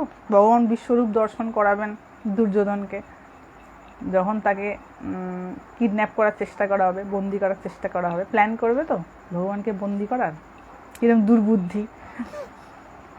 তো আজকে এই পর্যন্তই থাক। এখানে এই ফেজটা দেখানো হচ্ছে যে দেখুন, কারোর যদি মানে বোঝার মতন ক্ষমতা না থাকে, তাহলে কিন্তু তাকে যতই বোঝানো হোক না কেন, ওই যে একজন লিখেছেন চোরা না শোনে ধর্মের কাহিনী, ঠিক কিন্তু শুনবে না। তাই আমাকে আগে ডিসাইড করে ফেলতে হবে আমি যাকে বোঝাচ্ছি সে বোঝার মানুষ কিনা। আমিও ধৃতরাষ্ট্রের মতন অন্ধ হয়ে যাচ্ছি না তো। অনেকেই এটা চান যে আমি যেটা বুঝেছি সেটা আমার বাড়ির লোককেও বোঝাই, আমার ছেলেপুলেকে বোঝাই, আমার স্বামীকে বোঝাই, আমার স্ত্রীকে বোঝাই, আমার শাশুড়িকে বোঝাই। অনেকে মনে করে এটা, কিন্তু বাবা এটা ভুল পন্থা। কারণ সে যদি বোঝার যোগ্য না হয়ে থাকে, আমি যদি তার জন্য মাটাও খুঁড়ে ফেলি না, তাও সে তাকে আমি বোঝাতে পারবো না। কারণ এটা এক একজনের এক এক রকমভাবে হয়, এক একজনের সময় এক এক রকম, সবার এক সময় হয় না। যার হচ্ছে না বুঝতে হবে তার এখনো দুর্গতি বাকি আছে। যার যে এখন বুঝতে পারছে, বুঝতে হবে অনেকটা দুর্গতি পার করে আসা হয়েছে, তারপরে এখন ভগবান একটু বুদ্ধির জায়গাটা পরিষ্কার করেছে, একটু স্বচ্ছ করেছে, তাই এটা আমার বোধ হচ্ছে। নালে হচ্ছে তো সবারই চোখের সামনে, সবাই কেন বুঝতে পারছে না? এটা কি বুঝতে পারে না? এর জন্য কি খুব বিরাট বুদ্ধির দরকার এই ছোট্ট জিনিসটা বোঝার জন্য? কিন্তু বুঝবে না। তার মানেটা কি, কেন বুঝবে না? তা এখন অনেক ভোগান্তি বাকি আছে, অনেক ভোগান্তি বাকি রয়েছে। আমি রিসেন্টলি আপনাদের একটা ঘটনার সম্মুখীন হয়েছি, আপনাদের বলি, মানে কীরকমভাবে জীবন কাউকে কত রকমের রূপ দেখায়। আমার পরিচিত একটা জুনিয়র বাচ্চা, মানে সে বাচ্চা না, তার বয়স এখন অ্যারাউন্ড হবে, কত বয়স হবে, 30-31 বছর বয়স হবে, একটি ছেলে, আমার ভাই তুল্য। আমি তাকে বহু বছর আগে থেকে চিনি, যখন সে ছোট্ট 10-11-এ পড়তো তখন থেকে চিনি। এবার সে পড়াশোনা শেষ করে, একটু গরিব ঘরের ছেলে, হ্যাঁ, দরিদ্র বাড়ির ছেলে, পড়াশোনা শেষ করে একটা চাকরিতে জয়েন করলো। তার পড়াশোনাটাও ও ব্যবস্থা করে দিয়ে, বিভিন্ন জনের সহায়তা করে, এখানে ওখানে স্কলারশিপের ব্যবস্থা করে দিয়ে, বিভিন্ন জন টাকা পয়সা দিয়ে হেল্প করে তার পড়াশোনা ব্যবস্থা করে দেওয়া হয়েছিল। এবং সে পাস করে একটা চাকরিতে জয়েন করেছিল। তারপর 2 বছর চাকরি করার পরে সে বিজনেস জয়েন করে, কারণ চাকরিতে অতটা টাকা পয়সা ছিল না। নিজের মাথা খাটিয়ে সে একটা বিজনেস শুরু করে এবং বিজনেসটা 4-5 বছরের মধ্যে একটা দারুণ পজিশন জাম্প করে যায়, খুব ভালো পজিশন নিয়ে নেয়, অনেক টাকা পয়সা হাতের কাছে চলে আসে। আমার চোখে দেখা ঘটনা। ভালো, এবার যেই হাতের কাছে টাকা পয়সা আসতে শুরু করে সঙ্গে সঙ্গে আমি একটা কি বিরাট কেউকেটা, কারণ পিছনে অধ্যাত্ম গাইডেন্স নেই, তো স্পিরিচুয়াল গাইডেন্স যেহেতু নেই, আর দরিদ্র বাড়ি থেকে বিলং করে হঠাৎ করে হাতের কাছে এত টাকা পয়সা পেয়ে নিজেকে এবার ধরাকে সরাগান করতে শুরু, আর কাউকে মানে না, না মাকে মানে, না বাবাকে মানে, না কাউকে মানে। খুব ভালো কথা। এইবার সে পছন্দ মতন একজনকে বিবাহ করেছে, করার পরে তার এই 2 মাস আগে একটা সন্তান হয়েছে। ভালো, এবার বিবাহ করার কি ক্রাইটেরিয়া, বিবাহ কাকে বলে সেও জানা নেই, কেমন করে সন্তানের পিতা হব তার জন্য কি কোয়ালিটিজ আমার থাকতে হবে সে বিদ্যাও জানা নাই। হয়ে গেছে, বাবা হয়ে গেছে। এইবার হয়েছে কি, ঠিক বাচ্চাটা জন্মানোর 5 দিনের মাথায় শ্বাস আটকে গেছে বাচ্চাটার, এবং বাচ্চাটার গায়ের রংটা হলুদ হয়ে গেছে। সঙ্গে সঙ্গে এবার বিভীষিকাময় অবস্থা, কারণ ওই বাচ্চাটাকে ঘিরে সেই ব্যক্তির যাবতীয় স্বপ্ন, ভবিষ্যতের যাবতীয় স্বপ্ন কিন্তু ওই বাচ্চাটাকে কেন্দ্র করে, এবং অনেক নিজের মনের মতন করে অনেক কামনা নিয়ে অ্যাকচুয়ালি তার ফসল হচ্ছে ওই পুচকেটা। এবার সে হঠাৎ করে তার প্রাণ সংকট এসে উপস্থিত হয়েছে, সঙ্গে সঙ্গে নিয়ে বিরাট বড় হসপিটালে নিয়ে চলে গেছে। হসপিটালে নিয়ে চলে যাওয়ার পর ডাক্তাররা ডিটেক্ট করেছে বাচ্চাটার জন্ডিস, এবং প্রায় 15 দিন বাচ্চাটা হসপিটালে ছিল, থাকার পর বাড়ি ফিরে এসছে, 1 মাস আগে বাড়ি ফিরে এসছে। এইবার যেটা বাচ্চাটার পিতামাতা কি ভাবছে, কোনো রকম করে ওকে ফিরিয়ে নিয়ে এসছি, কিন্তু এই যে হলো জন্ডিসটা, এইটার কিন্তু 20 বছর, 25 বছর, 30 বছর, 40 বছর পর এটার কি ইফেক্ট হবে সেটা কিন্তু তার মাথাতে এখনো কাজ করছে না। যে এই 5 দিন বয়সে যে বাচ্চার জন্ডিস হয়েছে তার লিভারটা কি বিচ্ছিরি রকমভাবে ড্যামেজ হয়ে গেল এই বয়সে, এবং আজীবনকাল সেই বাচ্চাটার হজমের সমস্যা থাকবে, যত বয়স বাড়বে তত হজমের সমস্যা, এবং এই জিনিসটি তার জীবনের একটি কাল পরিণত হবে। মানে বাবা মা যে স্বপ্নের রাজ্য বানিয়েছে না, সেটা তাসের ঘরের মতন ভেঙে পড়বে শুধুমাত্র এই একটি কারণে, এই বাচ্চাটার থেকে, মানে এই বাচ্চাটার স্বাস্থ্যজনিত দুঃখ বাবা মাকে আজীবন ভোগ করতে হবে, কারণ হেলথ ভালো থাকবে না। যেহেতু এই ধরনের ব্যাপারগুলো কিছু জানা নেই, মনে করছেন মানে তার যিনি পিতা বা মাতা বা ফ্যামিলি মেম্বার ভাবছে যে আমি কোনো রকম করে তাকে ফিরিয়ে নিয়ে এসেছি, কিন্তু এই এত অল্প বয়সে রোগাক্রান্ত হওয়ার যে ভবিষ্যৎ সেটা খুব প্যাথেটিক। তাহলে বুঝতে পারছেন যে আমরা জীবনটাকে যেমন করে ভাবি যে বোধহয় এমনি হবে তেমনি হবে, আসলে কিন্তু তা নয়। কখন যে জীবন কাকে কোন বিভীষিকাময় রূপ দেখিয়ে দেবে তার কোনো ঠিক ঠিকানা নেই। তাই ভগবানের শরণাপন্ন হওয়াটাই বুদ্ধিমানের কাজ নয় কি? কখন বাড়িতে বাঘ ঢুকবে তারপর আমি দরজা বন্ধ করব, মানে বাঘ ঢুকে আমাকে খেয়ে নেবে তারপর তো আমি দরজা বন্ধ করার অবস্থাতেই থাকবো না, তাই নাকি? তাই সময় থাকতে দরজাটা বন্ধ করে দেওয়াটাই ভালো না? কত দেখি স্বপ্নের সাগরে ভাসতে ভাসতে এমন ধপাস করে পড়ে গেছে জলা ডোবায় যে এবার ওঠার সামর্থ্য নাই, তাই না? এবার এইখানে ধরছে ওখানে ধরছে, এ বাবা কেউ করে দাও, আর এই মন্দিরের দুয়ারে মাথা খুঁড়ছি, ওরকম করে তো হবার নয় না বাবা। কর্ম যদি খারাপ হয়ে থাকে না, কর্ম যদি বিষয় সুখে নিমজ্জিত হয়ে থাকে, সে তার ফল কিন্তু নিতে হবে। এটা থেকে কারোর নিষ্কৃতি পাওয়ার উপায় নাই। তাই আমি কি করছি, কিভাবে করছি, কি কারণে করছি, কোথায় নিজেকে ইনভেস্ট করছি, নিজের শক্তিকে এবং সামর্থ্যকে, সেটার উপর কিন্তু আমাদের ভবিষ্যৎ নির্ভর করছে।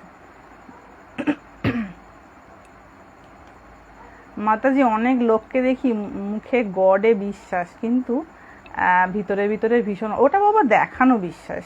বিশ্বাস হলে কারোর কখনো অহংকার হয়, তাই না? ওটা বলতে হয়, ওটা একটু দেখানো, দেখানো বলে একটা জিনিস আছে জানো তো, শ্রদ্ধা, বিশ্বাস, ভক্তি দেখানো। ভেতরে ভেতরে যদি ভগবানের প্রতি কারোর ভালোবাসা হয়, সেখানে তো অহংকারের জায়গাই থাকার কথা নয়।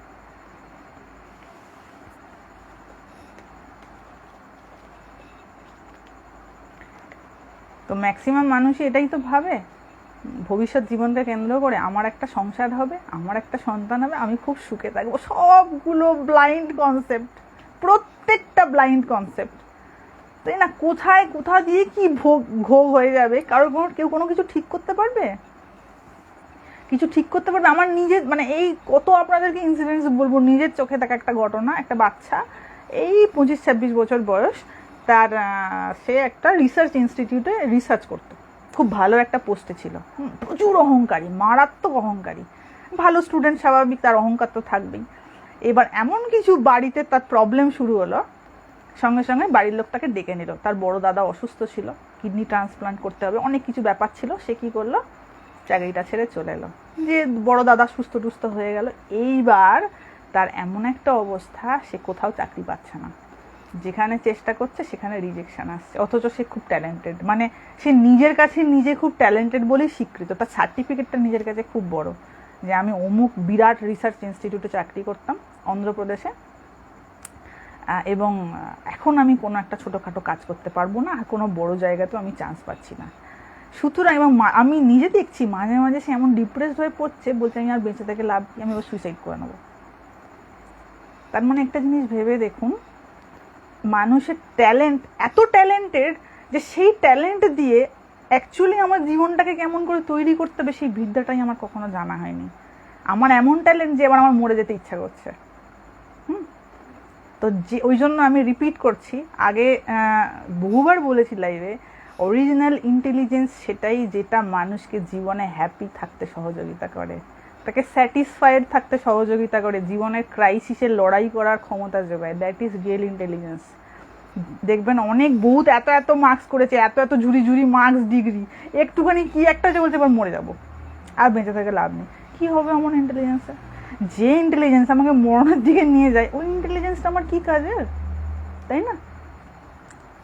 তো আমাদের অনেক ভুল ধারণা রয়েছে। আমরা বুকিশ নলেজ, বুকিশ ডিগ্রি, যেগুলো দিয়ে অর্থ উপার্জন করতে পারবো আমরা, যেগুলো অর্থ উপার্জনের জন্য দরকারি, আমরা মনে করি ওই খুব ইন্টেলিজেন্ট, এই এত পেয়েছে, 100 পেয়েছে। কত এরম ঝুড়ি ঝুড়ি 100 পার্টিকে দেখেছি, কি যে একটা পান থেকে চুন খসেতে মরে গেছে। এরকমও দেখেছি 198 পেয়েছে বলে ডিপ্রেশনে গলায় দই দিয়ে মরে গেছে। 198 পেয়েছে। আমরা তো 30 পেয়ে গেলে মিষ্টি খেতাম বাড়িতে গিয়ে। তো যে কারণের জন্য এই কথাগুলো বলা, সেটা হচ্ছে আমাদের অনেক ভুল কনসেপ্ট রয়েছে বাবা জীবন সম্পর্কে।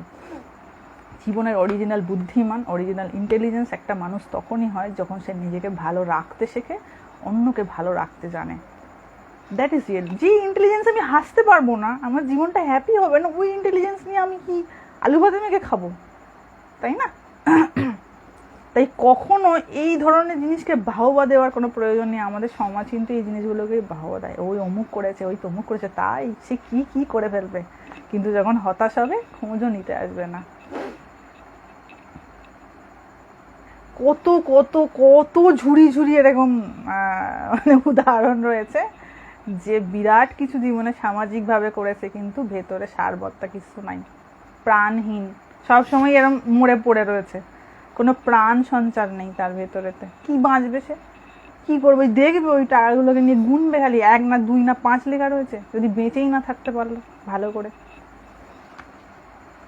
তাই বাবা এমন ইন্টেলিজেন্ট যেন না হয়ে যায় যে আমি হতাশ হয়ে গেলাম, ইন্টেলিজেন্ট হয়ে হতাশ হয়ে গেছি।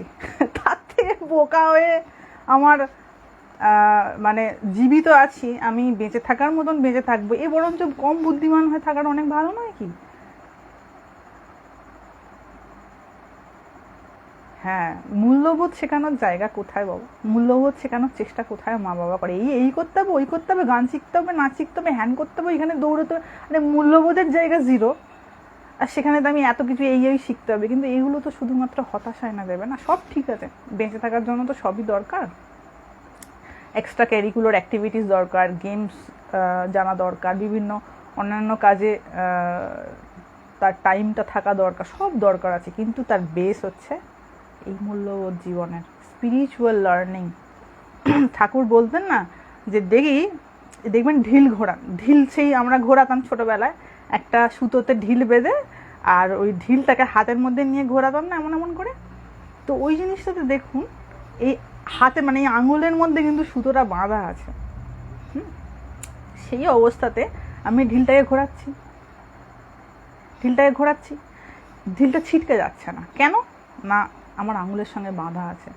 ঠিক তেমনি যতই আমাদের জীবন বিস্তৃত হোক না কেন, যতই আমাদের ট্যালেন্ট থাকুক না কেন, সেটা যদি ভগবানের সঙ্গে যুক্ত না থাকে না, তাহলে কোথায় ছিটকে বেরিয়ে যাবে কোনো খুঁজে পাওয়া যাবে না, জীবন কোথায় তছনছ হয়ে যাবে।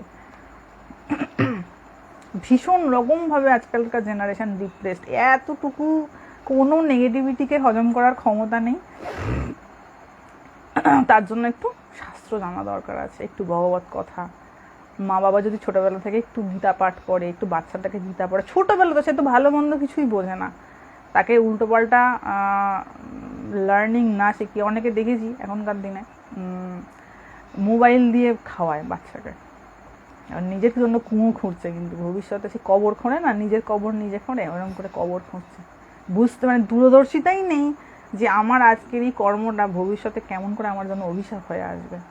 সেই মনে করছে বাচ্চাটা চিৎকার করছিল, এখন তো চুপ করুক, ইমিডিয়েটলি তো এখন চুপ করুক, মোবাইল ধরিয়ে দিয়েছে। কিন্তু তার এই কর্ম তার জীবনে কেমন করে বিভীষিকাময় একটা ভবিষ্যৎ আনতে চলেছে, সে এটা কুলকিনারা করতে পারে না। তাই প্রপার গাইডেন্সটা খুব দরকার, নাহলে এমনি করেই সব শেষ হচ্ছে। কি যায় আছে, কেউ যদি মরে যায়, এই সময় আমরা যখন লাইভ শুনছি কত মানুষ হসপিটালে ছটফট করছে, আমরা দেখতে যাচ্ছি না, আমরা খোঁজ করতে যাচ্ছি না, কে মরে গেল তার হুঁশ রাখছি, খবরের কাগজে আসছে, ফোনে দেখতে পাচ্ছি, তখন বুঝতে পারছি, হ্যাঁ তাও কিছুক্ষণের জন্য মনে হচ্ছে, আবার ভুলে যাচ্ছি। ঠিক তেমনি আমাদের বেলাও তো তাই হবে। আমাদের বেলায় কি সব মিছিল বসবে নাকি? আমাদের যখন মরার সময় আসবে, আমাদের জীবনে যখন দুর্গতি আসবে, তখনও কারোর কিছু যায় আসবে না। তাই এটা নিজেকে ভালো রাখার দায়িত্বটা সম্পূর্ণরূপে নিজের, আর কারোর দায় নেই কাউকে ভালো রাখার। হ্যাঁ, ছোট্ট থেকে শুরু করে দেওয়া উচিত। এক্স্যাক্টলি, ছোট্ট থেকে যদি এই ধরনের টিচিংস না শুরু করে, কেবলমাত্র জাগতিক শিক্ষা, কেবলমাত্র বৈষয়িক শিক্ষা দেওয়া, তুমি এমন করে করো, তুমি এই করে করো, ও প্রশংসা করবে, প্রশংসার জন্য কোনো কর্ম আছে তো প্রশংসার কাঙাল হয়ে যাবে। তাহলে আমি তাকে কি বানাতে চাইছি? আমি তাকে প্রশংসার কাঙাল ধরে না বানাতে চাইছি। সে প্রশংসা শুনে শুনে এমন হয়ে যাবে, যেখানে প্রশংসা শুনতে পাবে না মনে হবে এবার মরে যাই বোধ হয়। প্রশংসার জন্য কোনো কর্ম তো ঠিক না। তার থেকে বরঞ্চ সে কীভাবে সে নেগেটিভিটিকে হ্যান্ডেল করবে, কীভাবে তার জীবনের অরিজিনাল টিচিংসটা পাবে, সেই দিকে বেশি মনোযোগ দেওয়াটা দরকার। এবং যার জন্য এই যে দেখা যায় না, ধরুন এই যে বৃদ্ধাশ্রম, এখনকার দিনে বৃদ্ধাশ্রম অনেক বেড়ে গেছে, তো বাবা মাকে বৃদ্ধাশ্রমের সন্তানরা দিয়ে আসে। কখনো ডিপলি ভেবে দেখেছেন যে কেন, কী কারণে এই ঘটনাটা ঘটে? এত বেশি এখন বেড়ে গেছে, আগে তো এত হতো না, এখন কেন বেড়ে গেছে? তো এটার পিছনে কিন্তু অনেকটা কারণ রয়েছে, বাবা মা শিক্ষার অভাব, অনেকটা, পুরোটা বলবো না, অনেকটা কারণ রয়েছে। কারণ প্রথম থেকেই আমরা আমাদের সন্তানকে একটা কামনার মেশিন হিসেবে ব্যবহার করি, যে আমার যেটা পরিপূর্ণ হয়নি জীবনে, সেটা আমি ওই যন্ত্রটার মধ্যে দিয়ে পরিপূর্ণ, আমি তখন তাকে যন্ত্র ভাবতে শুরু করে দিই, আমার ইচ্ছা বা চাহিদা পূর্ণ করার একটা যন্ত্র। সবার ক্ষেত্রে বলছি না, হ্যাঁ, but most of the people, সবার ক্ষেত্রে না, এরকম অনেক ব্যতিক্রম আছে, কিন্তু মোস্ট অফ দি পিপলের এরকম একটা টেন্ডেন্সি থাকে যে আমার জীবনের যত না পাওয়া। ওই জন্য হতাশ ব্যক্তির সঙ্গে কখনো বিবাহ করতে নেই বাবা। যেই দেখবে কোনো হতাশ ব্যক্তি, সঙ্গে সঙ্গে 10,000 কিলোমিটার দূরে চলে যাবে, কারণ সেই ব্যক্তি কখনো তার সন্তানের সঙ্গে ঠিক করে বিয়ে করতে পারবে না। সে সবসময় চাইবে কি আমার কামনা বাসনা তুমি তাড়াতাড়ি চরিতার্থ করে দাও, আমি আর কিছু জানি না। কারণ ভেতরের যে না পাওয়া, যে হতাশা, সেই ব্যক্তি সবসময় চেষ্টা করবে কোন জায়গায় আমি ওটাকে তাড়াতাড়ি ফুলফিল করতে পারি, এবং তার ইমিডিয়েট মাধ্যম হয়ে দাঁড়াবে ওই সন্তান। কারণ কাউকে তো আর হাতের কাছে পাবে না, সে তো ছোট্ট বাচ্চা, সে টর্চার্ড হবে। ওই জন্য মানে এটা বলবো, কেউ যদি বিবাহ করার কথা ভেবে থাকে, সবসময় দেখবেন একটা ক্রাইটেরিয়া, সে যেমনই হোক, তার অর্থকড়ি খুব বেশি থাকুক না থাকুক, সে যেন জীবনে হতাশ না হয়।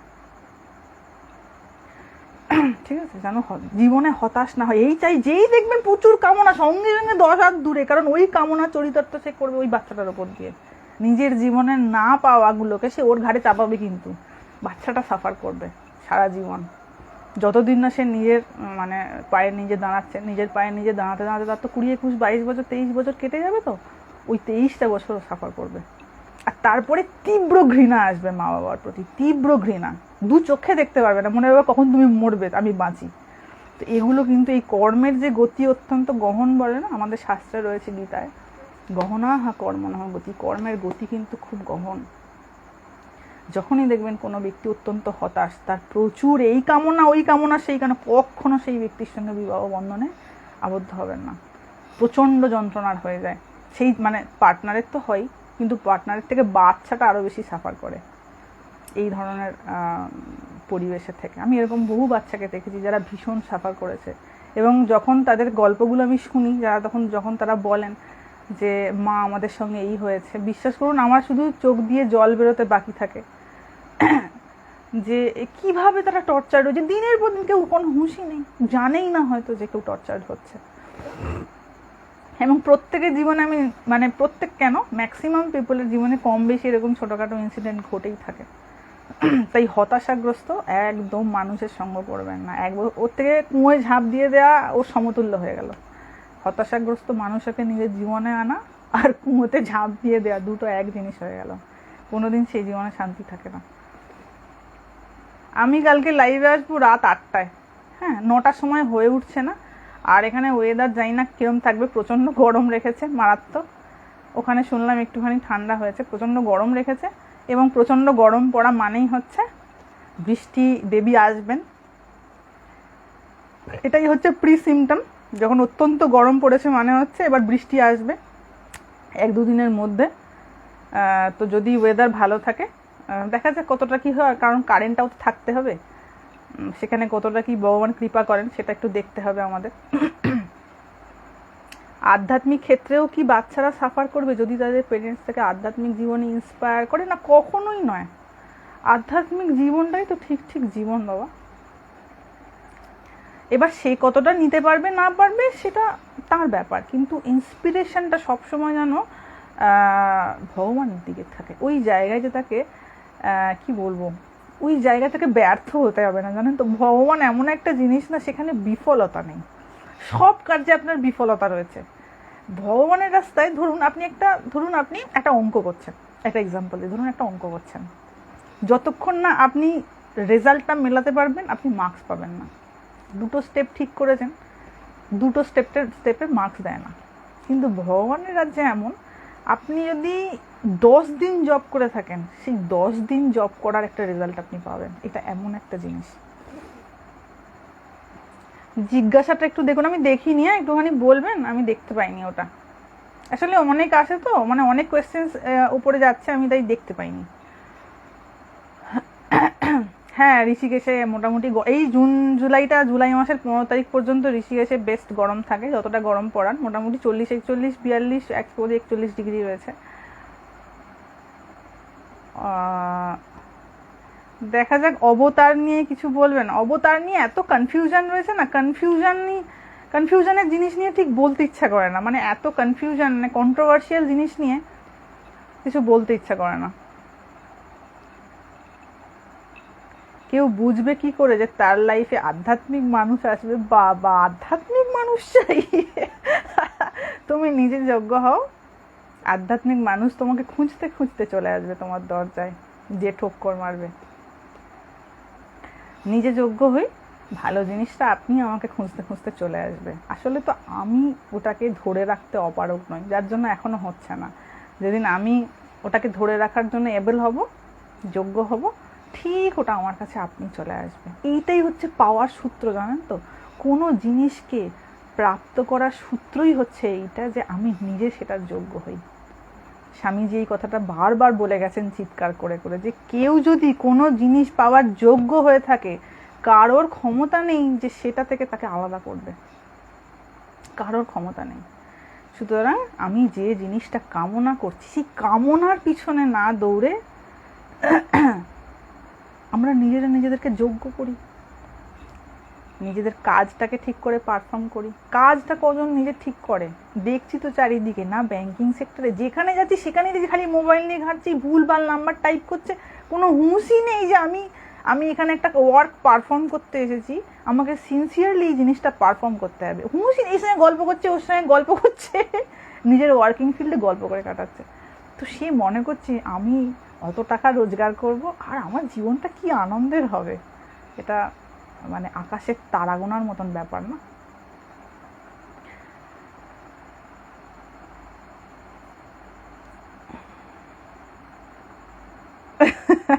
বিয়ের আগে তো হতাশা আসে না, বাবা হওয়ার পর হতাশা জাগ্রত হয়, কারণ রেসপন্সিবিলিটি চলে আসে না।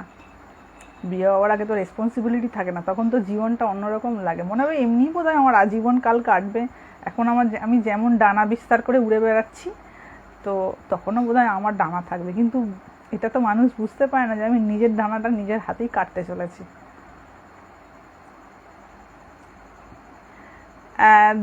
আগে জানতাম না তো, আমি কালকে স্টোরিতে দিয়ে দিয়েছিলাম, হ্যাঁ, যে আমি লাইভে আসবো, এটা কালকে স্টোরিতে দিয়ে দিয়েছিলাম।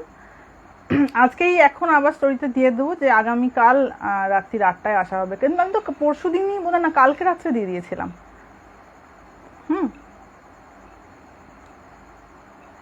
আপনাকে পেয়েছি, এটা অনেক ভাগ্যের ব্যাপার। দেখুন, তার থেকেও বড় কথা হচ্ছে যে একটু জব করার বা একটু ভগবানের দিকে এগিয়ে যাওয়ার চেষ্টা করুন। আমি কতদিন আছি, আমার কোনো ঠিক আছে? এই রূপটা কতদিন থাকবে তার কোনো ঠিক নেই। এই আছি ধূপ করে, এত ভূমিকম্প, আমি তো সবসময় প্রত্যেক দিন রোজ রাত্রে শোবার সময় ভাবি যে মাঝে মাঝেই কাঁপে আমাদের এখানটা, ভূমিকম্প প্রবণ এরিয়া তো। এমনিতেই ওই কি বলে, হিমালয়ের ওই দিকটা একটুখানি ভূমিকম্প জোন রয়েছে, ওই নেপালের বর্ডারে, ওই বরাবর উত্তরাখণ্ড নেপালের ওই বর্ডারটা যেটা রয়েছে, মানে ওই রেঞ্জটা ভূমিকম্প প্রবণ এলাকা। কখন ধূপ ধাপ করে নেড়ে দিয়ে ফেলে ফুলে দেবে কোনো ঠিক ঠিকানা আছে? কালকে এটা শেষ হলো না, এই যে আমাদের শান্তি প্রস্তাবে এখনো শান্তি হচ্ছে না, তো এটাকে শেষ করতে হবে। অনেকদিন ধরে লেজুর জুড়ে আছে, এটাকে শেষ করতে হবে। কালকে শেষ করবোই, যেভাবেই হোক শেষ করেই ছাড়বো, মানে এটাকে পড়ে শেষ করবো আর কি।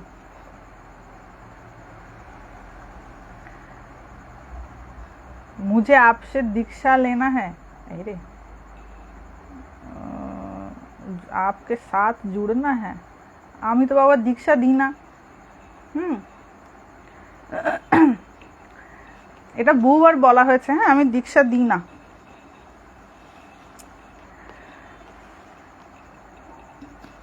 আপনি পুণ্যাত্মা, আপনার কোনো ক্ষতি হবে না কেন? জগতে কেউ মরে না নাকি? যারা পুণ্যাত্মাগুলো মরে না, সবাই মরবে একদিন। এবং এইটা নিজের ভেতরে তো ঢুকিয়ে নিতে হবে যে I have to die one day, একদিন আসবে যেদিন এই শরীরটা থাকবে না। তো সেই জন্য ভগবানের শরণাপন্ন হয়ে তার সাথে নিজেকে এক করে ফেলতে পারাটা আমার মনে হয় সব থেকে বেশি সদ্বুদ্ধির কাজ। কারণ কিছুই একদিন থাকবে না, আমরা এটা বুঝতে পারি না, জানেন তো।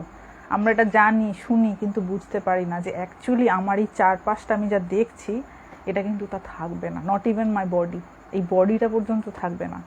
তো এইটা মাথার মধ্যে যার বসে গেছে না, সে আবার এই বিষয় লালের সাথে মুখ ডুবিয়ে থাকবে না। তার মনে হবে আমি এই করবো ওই করবো, সে সব ছেড়ে আগে ভগবানের চিন্তা করবে, সর্বস্ব পরিত্যাগ করে আগে ভগবানের চিন্তা করবে, তারপরে সে জীবনের বাকি কাজ করবে। মনে হবে ওইটা আমার আসল, এইটা আমার আসল না, এইটা আমাকে মোক্ষ প্রাপ্তি করাতে পারবে না। আমার সামনে যখন মৃত্যু এসে উপস্থিত হবে, আমি কোন জায়গায় চাকরি করতে, আমার কত লক্ষ টাকা আমার ব্যাংক ব্যালেন্স আছে, সেইটা আমাকে মুক্তি দিতে পারবে না। সেটা আমাকে তখন রক্ষা করবে না, রক্ষা করবে আমি কতটা ভগবানের নাম করেছি সেটা। ভগবান হলো লাইফ টাইম ইনভেস্টমেন্ট। ও কি যে অসাধারণ কথা বলেছেন না, লাইফ টাইম ইনভেস্টমেন্ট মানে যেটা কয়েক লক্ষ কোটি গুণ হয়ে ফিরে আসে আমাদের জীবনে।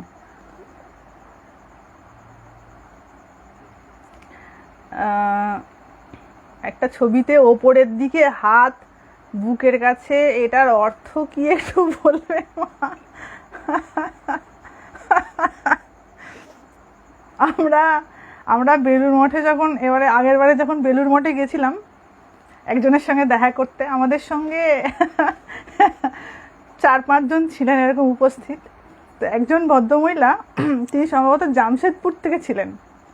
তো তিনি সবার মাঝখানে ঠাকুরের ওই পোজটা এমন করে দেখাচ্ছেন, মানে অ্যাকচুয়ালি বলতে চাইছেন যে ওই ছবিটা আমার খুব পছন্দের, ঠাকুর যেমন করে দাঁড়িয়ে রয়েছে। এবার আমরা জিজ্ঞাসা করছি কোন ছবিটা, মানে ঠাকুরের তো অনেক ছবি রয়েছে, কোন ছবিটা আপনার পছন্দ? তো তিনি এমন করে হাতটা ঘুরিয়ে ঠিক ঠাকুরের মতন অ্যাক্টিং করে দেখাচ্ছেন, আমার ওই দৃশ্যটা ফুটে উঠলো। ঠিক ওই মন্দিরের সামনেটাতে আমরা বসেছিলাম সেখানে।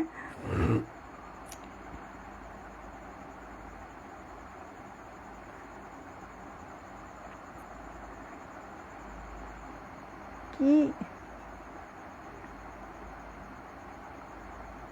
পাপ করলে গরম তেলে ভাজবে।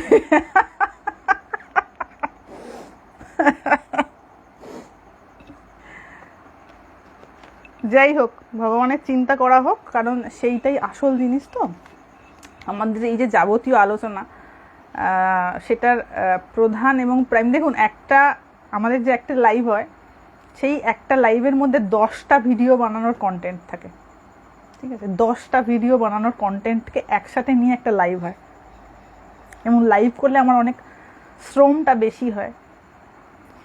তো লাইভ না করে 10টা ভিডিও বানিয়ে আমি পেজে ছাড়তে পারতাম, কিন্তু আমার মনে হয় ওই টুকরো টুকরোভাবে ওভাবে বললে ঠিক হয় না। একটা টানা একটা সেশনের মতন হলে বরঞ্চ অনেক সুবিধা হয়।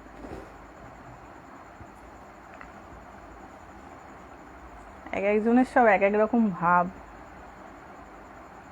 ওটা দুর্গাপূজা আসুক তখন আলোচনা হবে। হ্যাঁ, দুর্গাপূজা আসুক। দুর্গাপূজা কবে? দুর্গাপূজা অক্টোবরে, এখনো দেরি আছে। সামনে গুরু পূর্ণিমা আসছে। আমাদের তো 12 মাসে 13 পার্বণ চলতেই থাকে কিছু না কিছু। তো ওই তখন ওই চণ্ডী থেকে একটু আলোচনা করা হবে, আর দেখা যাক কি হয়।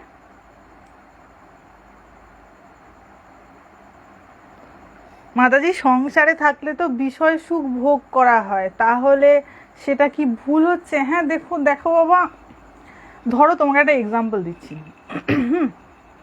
ধরো এখনকার দিনে ম্যাক্সিমাম অ্যামাউন্ট অফ পিপল, ধরো 18 বছর 20 বছর পূর্ণ হয়ে গেছে, তো ম্যাক্সিমাম এখন ছেলে মেয়েদের দেখা যায় নেশা করতে।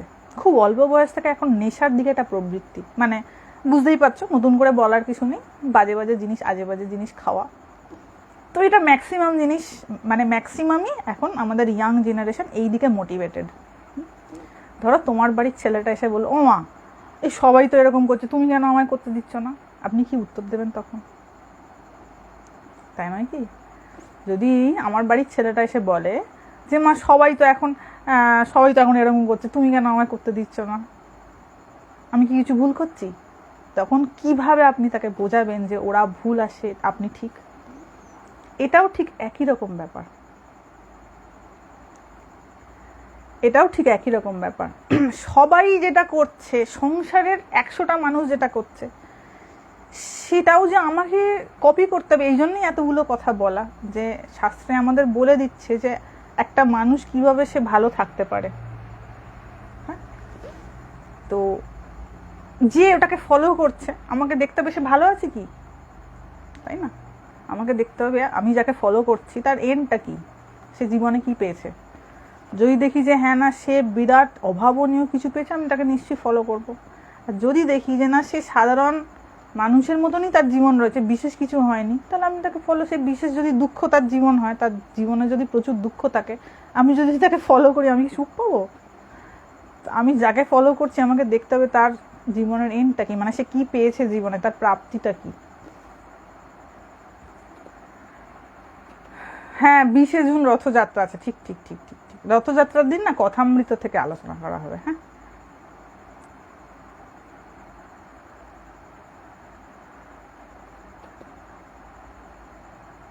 ওই জন্যই তো জব দরকার। ধরুন আপনি ভগবানের কথা শুনলেন, শোনার পরে কি হলো, যেই ওখান থেকে বেরিয়ে গেলেন, একটা অন্যরকম পরিবেশে চলে যাওয়া হলো। তো সেই জন্য একটু জব ধ্যানটা, মানে ওই যে রেগুলার ওয়াইজ একটু অভ্যাস করা, এইটা খুব দরকার।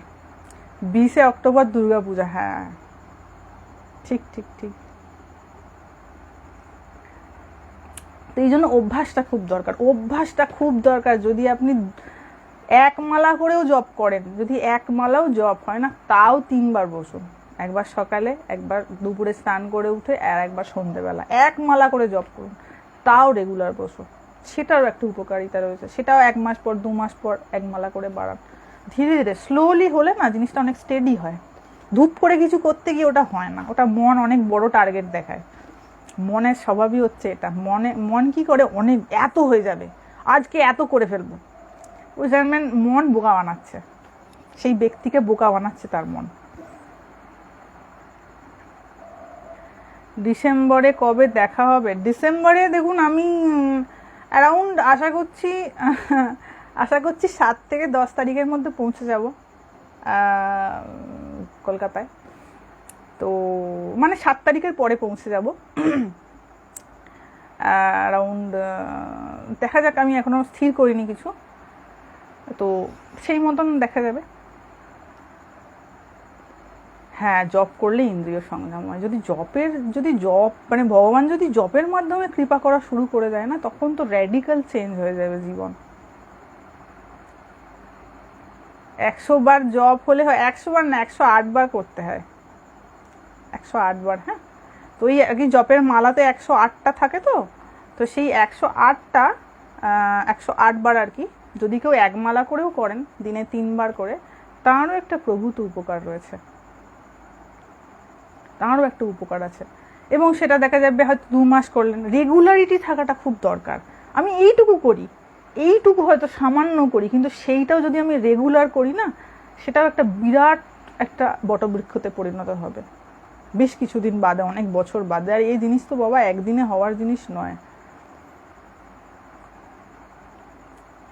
ত্রিসন্ধ্যা জব, হ্যাঁ, ত্রিসন্ধ্যা জব ঠিক নয়, 3 বার জব করলেই হবে। আমাদের এরকম অনেক টার্ম দেয়া থাকে, তো ঠাকুরকে ভালোবাসলে তবেই ঈশ্বর লাভ হয়। ঠিক, ভগবানকে ভালো না বাসলে ঈশ্বর লাভ হয় না। এবং ভগবানকে যে ভালোবাসে সে আবার অনেক নাটকবাজি করতে পারে, তাই সেটাতে সেই কথায় বিশ্বাস না করে তার জীবনটা দেখাটা খুব দরকার, যে তার জীবনে ইন্দ্রিয় সংযম, ত্যাগ, বৈরাগ্য আছে কিনা। এই জায়গাটা ওয়াচ করলেই সঙ্গে সঙ্গে পরিষ্কার হয়ে যাবে যে সে ব্যক্তিগত জীবনে আদৌ সংযমী কিনা। ভগবানকে ভালোবাসলে বাবা এমনি সংযম হয়ে যাবে, এমনি হতে বাধ্য। মা কলকাতা আসলে দেখা করতে চাই, কীভাবে করবো? ওই তো আমি ডিসেম্বরে যাব 7 তারিখের পরে, তখন মেসেজ করবেন আমাকে, কি বলে, হ্যাঁ, আমাদের যে মেসেঞ্জার রয়েছে সেই মেসেঞ্জারে মেসেজ করবেন। তারপরে আমাদের একটা গ্রুপ টুপ বানানোর একটা ব্যাপার থাকে, তো তার মাধ্যমে কন্ট্যাক্ট করা হয়েছিল আগের বছর। এবছরও সেভাবেই করাবে, মানে সামনের বছরে সেভাবেই করা হবে। এখন তো এটা 2023 চলছে।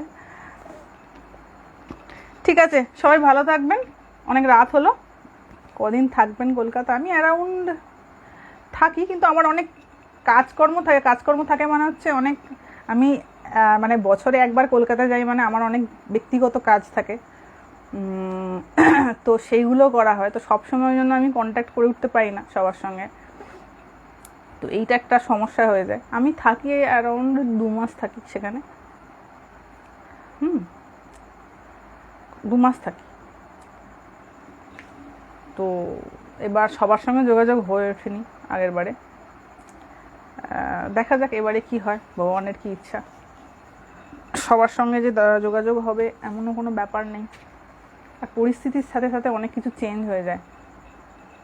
হ্যাঁ, কলকাতায় যাওয়ার ইচ্ছা রয়েছে, দেখা যাক কতটা কি সম্ভব হয়। অনেক কিছু ইচ্ছা রয়েছে, দেখা যাক, টুকটাক এদিক ওদিক যাওয়ার ইচ্ছা রয়েছে। ঠিক আছে, সবাই ভালো থাকবেন। হরি ওম। কালকে দেখা হবে লাইভে।